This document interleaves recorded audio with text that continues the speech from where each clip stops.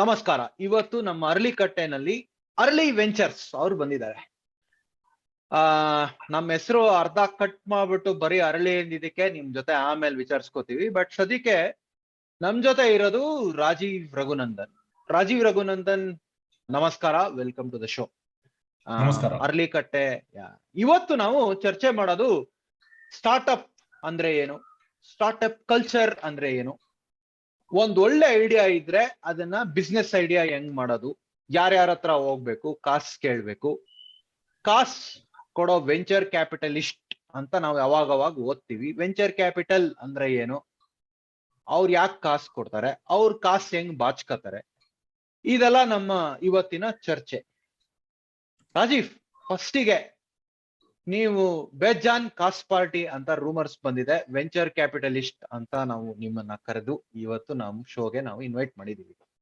But first ನೀವು venture capital ಮಾಡಕ್ಕೂ ಮುಂಚೆ ಏನೇನ್ ಮಾಡ್ತಾ ಇದ್ರಿ, ನಿಮ್ ಬಗ್ಗೆ ಒಂದ್ ಸ್ವಲ್ಪ ಮಾಹಿತಿ ಕೊಡಿ. ನೀವೇನ್ ಓದಿದ್ದೀರಾ? ಅದಕ್ಕೂ ಮೊದಲು ನಮ್ಮ ಪ್ರಾಯೋಜಕರಿಂದ ಒಂದು ಸಂದೇಶ. ಬಿಸಿಯಾದ ಅಕ್ಕಿ ರೊಟ್ಟಿ, ಚಟ್ನಿ ಪುಡಿ ತಿನ್ನೋಕ್ಕೆ ಸೂಪರ್ ಆಗಿರುತ್ತೆ. ಆದರೆ ಒಳ್ಳೆ ಟೇಸ್ಟು ಹೋಟ್ಲಲ್ಲಿ ಸಿಗಲ್ಲ, ಮಾಡ್ಕೊಂಡು ತಿನ್ನೋಕ್ಕೆ ನಮ್ಗೆ ಟೈಮೇ ಆಗಲ್ಲ ಅನ್ನೋ ಇಕ್ಕಟ್ಟಿನ ಪರಿಸ್ಥಿತಿ ನಿಮ್ಮದಾಗಿದ್ದರೆ ipaaka.comಗೆ ಭೇಟಿ ನೀಡಿ. ಚಡ್ಡಿ ಬಡ್ಡಿ ಕಾಂಬೋ ಅಂತ ಅಕ್ಕಿ ರೊಟ್ಟಿ ಮತ್ತು ಚಟ್ನಿ ಪುಡಿ ರಿಲೀಸ್ ಮಾಡಿದ್ದಾರೆ. www.ipaaka.com ಕೂಪನ್ ಕೋಡ್ AK10 ಅಂತ ನೀವು ಕೊಟ್ಟರೆ 10% ಡಿಸ್ಕೌಂಟ್ ಕೂಡ ಸಿಗುತ್ತೆ.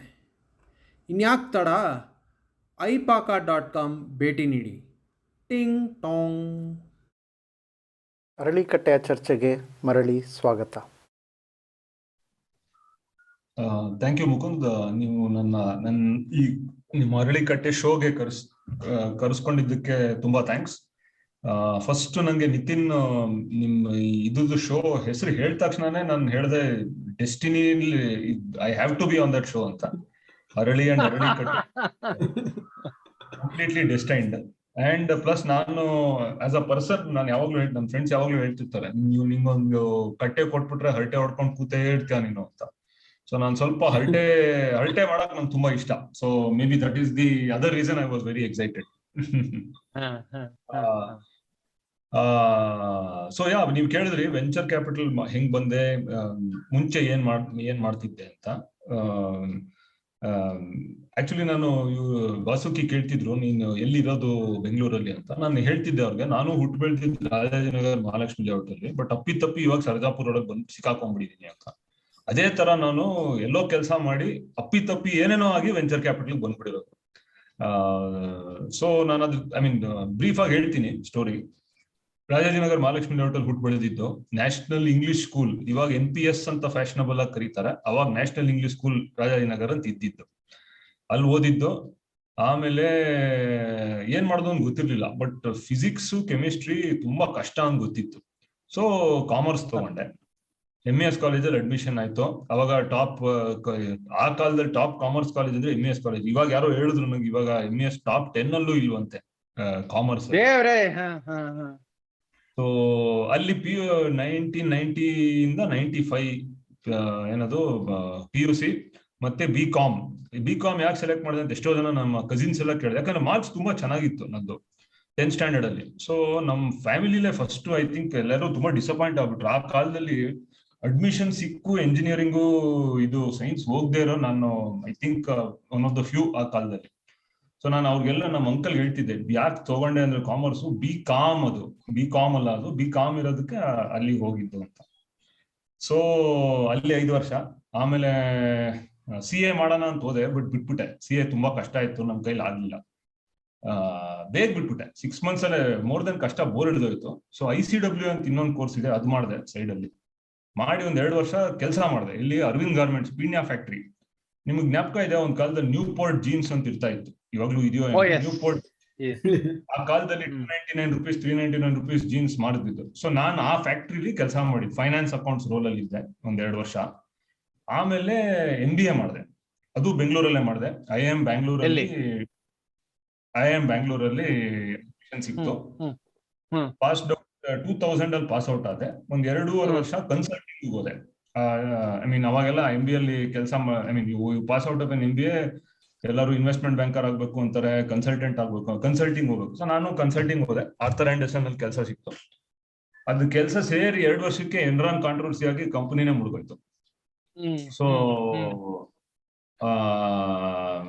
ಅರೌಂಡ್ ದಟ್ ಟೈಮ್ ಏನಾಯ್ತು ಅಂದ್ರೆ ಇನ್ನೊಂದು ಸ್ಟೋರಿ ಇದೆ. ನೀವ್ ಹೇಳಿ, ಅದು ನಾನು ತುಂಬಾ ಸ್ಟೋರಿ ಜಾಸ್ತಿ ಹೇಳ್ತಾ ಇದ್ದೀನಿ ಅಂದ್ರೆ ಸ್ಟಾಪ್ ಮಾಡ್ತೀನಿ. ಇಲ್ಲ early content story sir already always welcome.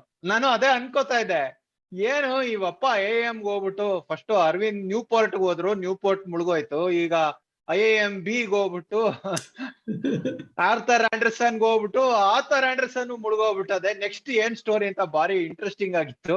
Please continue. So Arthur Anderson ಅಲ್ಲಿ ಕನ್ಸಲ್ಟಿಂಗ್ ಜಾಬ್ ಅಲ್ಲಿ ಹೆಂಗಂದ್ರೆ ಐ ಮೀನ್ ಯು 3 ತಿಂಗಳು ಬೇರೆ ಬೇರೆ ಪ್ರಾಜೆಕ್ಟ್ ಇರುತ್ತೆ ಅಂಡ್ ಬೇರೆ ಬೇರೆ ಇಂಡಸ್ಟ್ರಿ. ಸೊ ಆ ಕಾಲದಲ್ಲಿ ನಂಗೆ ಅನ್ನಿಸ್ತಾ ಇತ್ತು ಏನು ಬರಲ್ಲ, ಸುಮ್ನೆ ಎಲ್ಲೆಲ್ಲೋ ಹೋಗಿ ಏನೋ ಕೆಲಸ ಮಾಡ್ತೀವಿ, ಅದೇ ಕನ್ಸಲ್ಟಿಂಗ್ ಇದ್ದಿದ್ದು. ಇವಾಗ ಅದು ಯೋಚನೆ ಮಾಡಿದ್ರೆ ಅದು actually great start to my post MBA career. ಯಾಕಂದ್ರೆ ಅಷ್ಟು ಆಂಬಿಗ್ಯೂಟಿಗೆ ಎಕ್ಸ್ಪೋಸ್ ಮಾಡುತ್ತದು. ಒಂದು 3 months ಹೆಲ್ತ್ ಕೇರ್, ಇನ್ನೊಂದು 2 months ಲಾಜಿಸ್ಟಿಕ್ಸ್. ಇವಾಗ ನಾ ಮಾಡೋದು, ಆಮೇಲೆ ನಾನು ಮುಂಚೆ ಮಾಡೋದಕ್ಕೆ ಅದು ತುಂಬಾ ಹೆಲ್ಪ್ ಆಯ್ತು ಆಮೇಲೆ. ಬಟ್ ಅವಾಗ ಹಂಗೆ ಗೊತ್ತಿರ್ಲಿಲ್ಲ. ಅವಾಗ ನಾನು ಅಪೋಲೋ ಒಂದು ಪ್ರಾಜೆಕ್ಟ್ ಮಾಡ್ತಿದ್ದೆ, Apollo health care hospitals. In fact ನಾವು ಪ್ರಾಜೆಕ್ಟ್ ಮಾಡಿದ್ದೇನಂದ್ರೆ ಕನ್ಸಲ್ಟಿಂಗ್ ಇದ್ದಾಗ Apollo's expansion into primary health care business plan ಮಾಡಿದ್ದು. ಇವಾಗೆಲ್ಲ ಅಪೋಲೋ ಕ್ಲಿನಿಕ್ಸ್ ಕಾಣಿಸ್ತಿದೆ ನೋಡಿ, ಅವ್ರು 15 ವರ್ಷ ಆಯ್ತು ಅದ್ ಮಾಡಕ್ಕೆ. ಅದ್ರದ್ದು ಬಿಸ್ನೆಸ್ ಪ್ಲಾನ್ ಮಾಡಿದ್ವಿ. ಅವಾಗ ಅವ್ರು CFO ನಾನು ಕರೆದ್ಬಿಟ್ಟು ಇಂಟರ್ವ್ಯೂ ಎಲ್ಲ ಮಾಡ್ತಾ ಇದ್ವಿ. ಕರೆದ್ಬಿಟ್ಟು ಕೇಳಿದ್ರು, do you deserve the salary that you get ಅಂತ. ಲೈಫ್ ಅಲ್ಲಿ ಮೋಸ್ಟ್ ಡಿಫಿಕಲ್ಟ್ ಕ್ವಶನ್ ಅದ್ ಕೇಳಿದ್ದು ಅವಾಗ. ಬಿಕಾಸ್ ಅವಾಗೆಲ್ಲ we use to come out of IIM, we use to get I mean market ಅಲ್ಲಿ we use to get relatively higher salaries. So these senior people, obviously we would ask question. Now I remember that I told him directly saying, no, we don't deserve the salary. ಆಮೇಲೆ ಅವ್ರ friend ಆಗ್ಬಿಟ್ಟು ಆ project ಅಲ್ಲಿ ಹಂಗೆ ಹೇಳಿದ್ದಕ್ಕೆ. ಸರಿ, anyway ಅದು 2.5 years ಆಯ್ತು. ಅಲ್ಲಿ ಇನ್ನೊಂದು ಸ್ಟೋರಿ ಅಂದ್ರೆ ತುಂಬಾ ಟ್ರಾವೆಲ್ ಇರ್ತಾ ಇತ್ತು. ಎವ್ರಿ 3 months ಚೆನ್ನೈ, ಎಲ್ಲೋ ರಿಮೋಟ್ ಯಾವ್ದೋ ಫ್ಯಾಕ್ಟ್ರಿ ಕುಡಲೂರು, ಆಮೇಲೆ ಎಲ್ಲೋ ಬಾಂಬೆ ಬರೋಡಾ ಆಚೆ ಯಾವ್ದೋ pharmaceutical factory. We use to do process optimisation ಇದು ಅದು ಅಂತ. ಸರಿ, ನಾವು ಕ್ಲಾಸಿಕ್ ಬೆಂಗಳೂರವರು. 1 ವರ್ಷ ಸ್ವಲ್ಪ ಈ ಕಡೆ ಸುತ್ತಿದ್ದು ತುಂಬಾ ಟ್ರಾವೆಲ್ ಆಗೋಯ್ತಪ್ಪ, ಮನೆ ಬೆಂಗಳೂರಿಗೆ ಹೋಗ್ಬೇಕು. Classic Bangalore problem. So June of 2002 ನಾನು ರಿಲಯನ್ಸ್ ಅಲ್ಲಿ ಒಂದು ದೊಡ್ಡ ಪ್ರಾಜೆಕ್ಟ್ ಅಲ್ಲಿ ಇದ್ವಿ. ಅಂಧೇರಿ ಈಸ್ಟ್ ಅಲ್ಲಿ ಗೆಸ್ಟ್ ಹೌಸ್ ಅಲ್ಲಿ ಪೇಪರ್ ತೆಗೆದಾಗ ಹೆಡ್ಲೈನ್ಸ್ ಅಲ್ಲಿ ಇತ್ತು ಬಿಸ್ನೆಸ್ ಸೆಕ್ಷನ್ ಅಲ್ಲಿ, Narayan Murthy and Phanish Murthy launch Progeon Infosys BPO business ಅಂತ. ಸೊ ನಾನು ಅನ್ಕೊಂಡೆ, ಇದು ಗ್ರೇಟ್ ಹೊಸ ಬಿಸ್ನೆಸ್. ಆ ಕಾಲದಲ್ಲಿ BPO ಸನ್ರೈಸ್ ಇಂಡಸ್ಟ್ರಿ. ಸರಿ, ಈ ಕೆಲಸ ಹೆಂಗೋ ಮಾಡಿ ಅಡ್ಜಸ್ಟ್ ಮಾಡಿ ಟ್ರೈ ಮಾಡಿದ್ರೆ ಕೆಲಸಕ್ಕೆ ಬೆಂಗಳೂರಿಗೆ ಹೋಗಿ ಸೆಟ್ಲ್ ಆಗ್ಬಿಡ್ಬೋದು. ಸೊ ವೆರಿ ಕ್ವಿಕ್ಲಿ ನ್ಯಾವಿಗೇಟ್ ಮಾಡೋದು, ಒಂದು ಬ್ಯಾಚ್ ಮೇಂಟೈನ್ ಹಿಡಿದೆ, ಹಿಂಗೆ ಹಿಡಿದು ವಿತಿನ್ 2 months ಇಂಟರ್ವ್ಯೂ ಬಂತು, ಆಫರ್ ಬಂತು, ಸ್ಯಾಲ್ರಿ ಕಟ್ ಇತ್ತು. ಆದ್ರೂ ಐ ಸೆಡ್, ಪರವಾಗಿಲ್ಲ, ಸನ್ರೈಸ್ ಇಂಡಸ್ಟ್ರಿ, ಬೆಂಗಳೂರಲ್ಲಿ ಕೆಲಸ, ಸ್ಯಾಲ್ರಿ ಕಟ್ ಇದ್ರು ತಗೊಂಡು ಹೋಗ್ಬಿಡೋಣ ಅಂತ ಕೆಲಸ ಸೇರ್ಕೊಂಡ್ಬಿಟ್ಟೆ. It is a company called Progion, which is now Infosys BPO ಅಂತ ಇವಾಗ ಹೆಸರು ಅದಕ್ಕೆ. So the whole idea was that ನಾನು ಟ್ರಾವೆಲ್ ಮಾಡಲ್ಲ, ಬೆಂಗಳೂರಲ್ಲಿ ಆರಾಮಾಗಿರ್ಬೋದು ಅಂತ. ಮಜಾ ಏನಂದ್ರೆ 4 ಕೆಲಸ ಸೇರಿ 4 ತಿಂಗಳಾದ್ಮೇಲೆ ನನ್ನ H1 ವೀಸಾ ಮಾಡಿ US ಕಳಿಸ್ಬಿಟ್ರು. 1.5 ವರ್ಷ ಬಾಸ್ಟನ್ ಅಲ್ಲಿ ಇದ್ದೆ. ಸೊ ಹಿಯರ್ ಐ ವಾಸ್, ನಾನು ಟ್ರಾವೆಲ್ ಮಾಡಲ್ಲ ಅನ್ಕೊಂಡು 1.5 ವರ್ಷ ಬಾಸ್ಟನ್ಗೆ ಹೋಗಿ, ಸರಿ ಆಮೇಲೆ ವಾಪಸ್ ಕಷ್ಟಪಟ್ಟು ಬಂದೆ. ಒಂದು ವರ್ಷ ಇಲ್ಲಿ ಅಲ್ಲಿ ಇಟ್ಕೊಂಡು, but then roles kept changing. And I remember between 2005 and 2012 ಒಂದು 7 ವರ್ಷದಲ್ಲಿ ಒಂದು 75 ಟ್ರಿಪ್ ಮಾಡಿದೆ, international trip on work. So ನನ್ನ ಫ್ರೆಂಡ್ಸ್ ಇವಾಗ್ಲೂ ಹೇಳ್ತಾರೆ, ನೋಡು ನಿನ್ ಲೈಫ್ದು ಐರನಿ ನೋಡು, ಟ್ರಾವೆಲ್ ಮಾಡಲ್ಲ ಅಂತ ನೀನ್ ಇನ್ಫೋಸಿಸ್ BPO ಸೇರ್ಕೊಂಡೆ, ಲೈಫಲ್ಲಿ ಯಾರು ಮಾಡದೇ ಇರೋಷ್ಟು ಟ್ರಾವೆಲ್ ನೀವ್ ಮಾಡ್ಬಿಟ್ಟೆ ಅಂತ ನನ್ ತುಂಬಾ ಮಾಡ್ತಿದ್ರು. But it was a great experience. So that was my long corporate style. After 2.5 years in consulting, 11 ವರ್ಷ ನಾನು ಇನ್ಫೋಸಿಸ್ BPO ಇದ್ದೆ. ನಾವು ಸೇರ್ಕೊಂಡಾಗ ಕಂಪ್ನಿ 30 ಜನ ಇದ್ರು. It was like a startup actually. And looking back, ಅದು ನಾನು ಸ್ಯಾಲರಿ ಕಟ್ ತಗೊಂಡಿದ್ದು ಅವಾಗ ನಂಗೆ ಗೊತ್ತಿರಲಿಲ್ಲ. I think that was early indication that ನನ್ನಲ್ಲಿ ಒಂದು ಸ್ವಲ್ಪ ಆಂಟರ್ಪ್ರಿನರಿಯಲ್ ಸ್ಟ್ರೀಕ್ ಇದೆ. Entrepreneurial streak is a fashionable word for saying foolish behaviour ಮಾಡ್ಬೋದು ಅಂತ. ಅದು ಮಾಡಿ, ಬಟ್ 30 ಜನ ಇದ್ರು. ಬಟ್ 11 ವರ್ಷದಲ್ಲಿ ದಟ್ ನಾನು ಫೈನಲಿ ರಿಸೈನ್ ಕಂಪನಿ ಬಿಟ್ಟಾಗ 30,000 ಜನ ಇದ್ರು. $0 to $500 million journey. Beautiful journey, lots of experience, and I got to do every single role in the outsourcing industry, from sales, CD, operations, solutions, pre-sales, ಎಲ್ಲ ಮಾಡಕ್ ಸಿಕ್ತು. ಯಾಕೆ ಸಿಕ್ತು? Not because we were great people, ಏನು strong talent ಅಂತಲ್ಲ, ಚಾಯ್ಸೇ ಇರ್ಲಿಲ್ಲ ಮ್ಯಾನೇಜ್ಮೆಂಟ್ಗೆ, ಇದ್ದವರೇ ಕೆಲಸ ಮಾಡ್ಬೇಕಲ್ಲ. ಸೊ ಎಲ್ಲ ಸಿಕ್ಕಿದೆ. That is the beauty of starting early. And ಅವಾಗ ನಂಗೆ ಗೊತ್ತಾಯ್ತು ದಟ್ ವೆನ್ ಯು ಸ್ಮಾಲ್ ಕಂಪ್ನಿಲಿ ಕೆಲಸ ಮಾಡಿದ್ರೆ you get to see everything ಅಂತ very clearly I understood. And in those early days, so anyway, but in about 8-10 years, small company became big company. Infosys ದೊಡ್ಡದಾಗಿ ಶುರು ಆಯ್ತು, ಸೈಜ್ ಜಾಸ್ತಿ ಆಯ್ತು. So around 11-12 ಅಷ್ಟೊತ್ತಿಗೆ ನಂಗೆ ಶುರು, ಅದು ಏನಂತಾರೆ ಅದಕ್ಕೆ, ಇದು 11 year reach ಸ್ಟಾರ್ಟ್ ಆಯ್ತು. ಅಂಡ್ ಐ ಸೆಡ್, ಪ್ಲಸ್ ಏನಂತಂದ್ರೆ ದಿ ಪಾಲಿಟಿಕ್ಸ್ ವಿಲ್ ಸ್ಟಾರ್ಟ್. ಅದು ನಾನು ಯಾವಾಗ್ಲೂ ಹೇಳ್ತೀನಿ, the game goes from share of the pie, from growing the pie to share of the pie ಆಗ್ಬಿಡುತ್ತೆ. Pie stops to grow. ಮುಂಚೆ growing the pie no problem, every one has enough to eat. Suddenly growth ಕಮ್ಮಿ ಆದಾಗ ಎಲ್ಲರೂ ಅದಕ್ಕೆ sketch ಆಗ್ತಾರೆ. So politics ಶುರು ಆಗ್ಬಿಡುತ್ತೆ, ಯಾರು ಸಿಇಒಗೆ ಹೆಂಗೆ ಬಟರ್ ಹೊಡಿತಾರೆ ಅದೆಲ್ಲ ಶುರು. ಸೊ ನಾನು ನೋಡಿದೆ, ಗೇಮ್ ಆಡಂಗಿದ್ರೆ ಆಡ್ಬೋದು, ಆಡಕ್ ಆಗಲ್ಲ ಅಂತ ಏನಿರ್ಲಿಲ್ಲ. ಬಟ್ ಐ ಡಿಸೈಡೆಡ್ ದಟ್ ಇಲ್ಲ, ಬೇರೆ ಏನಾದ್ರು ಮಾಡೋಣ, let's try and go back to a small company ಅಂತ. ಸೊ ಐ ಸೆಡ್ ನಾನು ಆಂಟರ್ಪ್ರನರ್ ಆಗ್ತೀನಿ. Around that time the story is important in the context of VC. ಏನಾಯ್ತು ಅಂದ್ರೆ 2009 ಅಲ್ಲಿ ನಾನು ಇನ್ನೂ ಕೆಲಸ ಮಾಡ್ತಿದ್ದೆ ಆರಾಮಾಗೆ. ಅವಾಗ ನನ್ನ batchmate, not my IMB batchmate, ನನ್ನ ಫ್ಲಾಟ್ಮೇಟ್ ಇನ್ ಚೆನ್ನೈ, ಅವ್ನು ಏನ್ ಹೇಳ್ದ, ಒಂದು ಯಾರೋ ಸ್ಟಾರ್ಟ್ಅಪ್ ಇದ್ದಾರೆ, HR SaaS ಪ್ರಾಡಕ್ಟ್ ಮಾಡ್ತಾ ಇದ್ದಾರೆ, ನೀನ್ you are running HR BPO as one of your lines of business, ನೀನ್ ಮೀಟ್ ಮಾಡೋರಿಗೆ you can help them in business. ಎಷ್ಟು ಜನ ಇದಾರೆ ಗುರು ಕಂಪನಿ? ಅದೇ 3 ಜನ. 3 ಜನನ? ಏನ್ ಗುರು 3 ಜನ ಕಂಪನಿ ಅಂತ? ಇಲ್ಲ, ಅದು ಸ್ಟಾರ್ಟ್ಅಪ್ ಅಂತ. ಓ ಹೌದಾ, ಹಂಗೂ ಇದೆಯಾ, ಓಕೆ ಮೀಟ್ ಮಾಡಿ. This is 2009, pre smartphone, pre VC, pre Ola, Flipkart, pre everything. ಸರಿ, ನಾನು ಅಲ್ಲಿ ಇದರಲ್ಲಿ ಎಲ್ಲದು ಬೇಲೀಫ್ ಕೋರಮಂಗ್ಲಲ್ಲಿ ಡಿನ್ನರ್, ನಾನು ಸ್ಟೈಲ್ ಕಾರ್ಪೊರೇಟ್ ಅಂತ ಅವನ್ನ ಕರ್ಕೊಂಡು ಹೋದೆ ಡಿನ್ನರ್. ಹರ್ಪ್ರೀತ್ ಸಿಂಗ್ ಗ್ರೋವರ್ ಅಂತ ಸರ್ದಾರ್ ಬಂದ, ಫ್ಲೈಟ್ ತಗೊಂಡ್ ಬಂದ. ನಾನು ಅಲ್ಲೇ ಇಂಪ್ರೆಸ್ ಆಗ್ಬಿಟ್ಟೆ, ಯಾರಪ್ಪ ಇದು ಫ್ಲೈಟ್ ತಗೊಂಡ್ ಬರ್ತಾರೆ ನಮ್ಮನ್ನ ಮೀಟ್ ಮಾಡಕ್ಕೆ ಅಂತ. ಏನೇ ಒಂದು 2 hour ಡಿಸ್ಕಷನ್ ಆಯ್ತು, ಡಿನ್ನರ್ ಆಯ್ತು. ದ ಎಂಡ್ ಆಫ್ ಡಿನ್ನರ್ ಅವ್ನು ಹೇಳ್ದ ನನಗೆ, Rajeev, why don't you invest in our company ಅಂತ. ನಾನು ಅಲ್ಲೇ ಶಾಕ್ ಆಗ್ಬಿಟ್ಟೆ. ನೀವು ಮೀಟ್ ಮಾಡ್ತಿರೋದು for getting business development ideas ಅದೆಲ್ಲ ಕೊಟ್ಟಿದ್ದೆ. ದೆನ್ ನಾನು ಹೇಳಿದೆ, ಗುರು, not every one in Infosys is wealthy. ನಂಗೆ ಗೊತ್ತು, ಇನ್ಫೋಸಿಸ್ ಅಂದ ತಕ್ಷಣ ಎಲ್ಲರೂ ಅನ್ಕೋತಾರೆ ಎಲ್ಲರೂ ಸಖತ್ ಕಾಸು ಇಟ್ಟಿರ್ತಾರೆ ಅಂತ. But there is one cost system. 2000 ಮುಂಚೆ ಸೇರ್ಕೊಂಡ್ರೆ ಸಖತ್ ಕಾಸಿದೆ, 2000 to 2002 ಸೇರ್ಕೊಂಡ್ರೆ ಮೀಡಿಯಂ ಕಾಸು. 2000 ಸೊ ನಾನು 2002 ಡಿಸೆಂಬರ್ ಅಲ್ಲಿ ಸೇರ್ಕೊಂಡಿದ್ದೆ. ಸೊ ಅವ್ನು ಹೇಳ್ದೆ ಅವನ್ಗೆ, but the classic energy of a entrepreneur, ಒಂದು by dinner he had put one ಕುಜ್ಲಿ into me. 3 days, next 3-4 days ಒಂದೆರಡು ಕಾಲ್ ಮಾಡ್ದ. ನಾನು ಕನ್ವಿನ್ಸ್ ಆದೆ. ದೆನ್ ನಾನು ಇನ್ನೊಬ್ಬನ ನನ್ನ ಫ್ರೆಂಡನ್ನು ಕನ್ವಿನ್ಸ್ ಮಾಡಿ, ಬ್ಯಾಚ್ಮೇಟ್, ಅವ್ನು ಕೊಲೀಗ್ ಆಗಿದ್ದ ಅಲ್ಲಿ, ಅವನು ಕನ್ವಿನ್ಸ್ ಮಾಡಿ, both of us invested what was a material sum of money then, and even now a material sum of money of 5 lakhs each. Not dramatic, but whatever, it was still maybe our time, I think it was 1/3 of my annual salary, or maybe even higher. I don't remember what it was. Sorry, okay, that was actually the beginning of my startup journey. I started to see ಅವನು ಹೆಂಗ್ grow ಮಾಡ್ತಾ ಇದ್ದಾನೆ. 1 ವರ್ಷ ಆದ್ಮೇಲೆ ಅವನ್ company ಒಂದು VC fund invest ಮಾಡಿದ್ರು. So ಅವ್ರ ಫಸ್ಟ್ ರೆಫರಲ್ ಕಾಲ್ ನನ್ನ ಜೊತೆ ಮಾಡಿದ್ರು. So I understood VC fund ಏನ್ ಕೇಳ್ತಾರೆ, ಏನ್ ಪ್ರಾಸೆಸ್ ಅವ್ರದ್ದು. ಕಂಪನಿ ಡ್ರಾಮ್ಯಾಟಿಕ್ ಆಗಿ ಗ್ರೋ ಆಯ್ತು. ಇದೆಲ್ಲ ನಾನು ಇನ್ನೂ ಇನ್ಫೋಸಿಸ್ ಅಲ್ಲಿ ಇದ್ದೆ. ಡ್ರಾಮ್ಯಾಟಿಕ್ ಆಗಿ ಗ್ರೋ ಆಯ್ತು. ದೆನ್ ಗ್ಲಾಸ್ ಸೀಲಿಂಗ್ ಹೊಡಿತು. I thought I was a rock star, super investment ಮಾಡಿದೀನಿ ಅಂತ. Then suddenly stops growing. ಏನ್ ಮಾಡುದು, 100 ಜನ ಕಂಪನಿ ಆಗ್ಬಿಟ್ಟಿತ್ತು, 5 ಜನ 100 ಜನ ಆಗಿತ್ತು. Then stop growing, then go down, full life cycle ನೋಡಿದೆ. ಸರಿ, ಹಂಗೆ ನಡೀತಾ ಇತ್ತು. ಸೊ ನಾನು 2013 ಅಲ್ಲಿ ನಾನು ಕೆಲಸ ಬಿಟ್ಟಾಗ I wanted to start something on my own. ನಾನು ಆಂಟರ್ಪ್ರನರ್ ಆಗೋಣ, ಸ್ಟಾರ್ಟ್ಅಪ್ ಮಾಡೋಣ ಅಂತ. ಸೊ ಜನಾಗ್ ಮೋಸ್ಟ್ಲಿ ಪ್ರಾಬ್ಲಮ್ ಏನಿರುತ್ತೆ, ಐಡಿಯಾಸ್ ಇರುತ್ತೆ, ಬಟ್ ಕೆಲಸ ಬಿಡಕ್ಕೆ ಧೈರ್ಯ ಇರಲ್ಲ.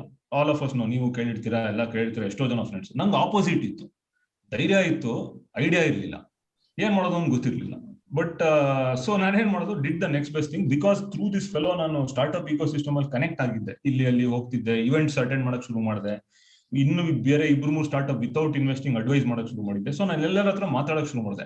ನಿಂಗೆ ಏನಾದ್ರು CEO ಬೇಕಾ, ನೀನ್ ಫೌಂಡರ್ ಆಗಿರು, ನಾನು ಸೇಲ್ಸ್ ಓಡಿಸ್ತೀನಿ, CEO ಆಗ್ತೀನಿ ಅಂತ.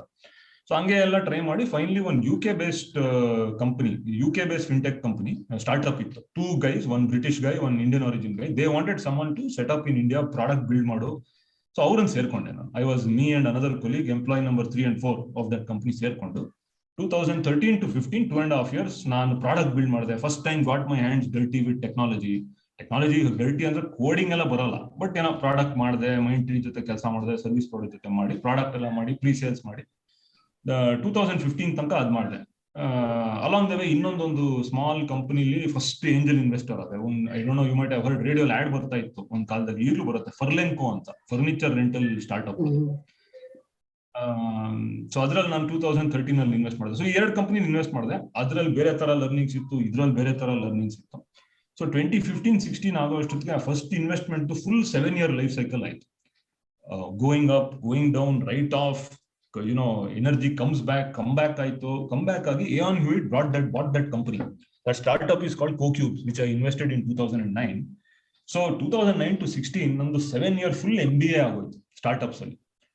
ಸೊ 2015 ಅಲ್ಲಿ when this startup got sold to State Street that I had joined. Sold ಅಂದ್ರೆ ಏನ್, it was not great exit or anything, problem ಆಗಿತ್ತು, ಅದಕ್ಕೆ ತಗೊಂಡ್ಬಿಟ್ರು. ಈಗಿನ ಕಾಲ ಸೋಲ್ಡ್ ಅಂದ್ರೆ ತುಂಬಾ ಕಾಸು ಮಾಡ್ಬಿಡ್ತಾನೆ ಅನ್ಕೊಂಡ್ಬಿಡ್ತಾರೆ ಜನ. ಸೊ ಆ ತರ ಇರಲಿಲ್ಲ, it was just one this thing. So 2015 end ಅಲ್ಲಿ me and my current partner we came together and said, ಗುರು ಏನ್ ಮಾಡೋದು?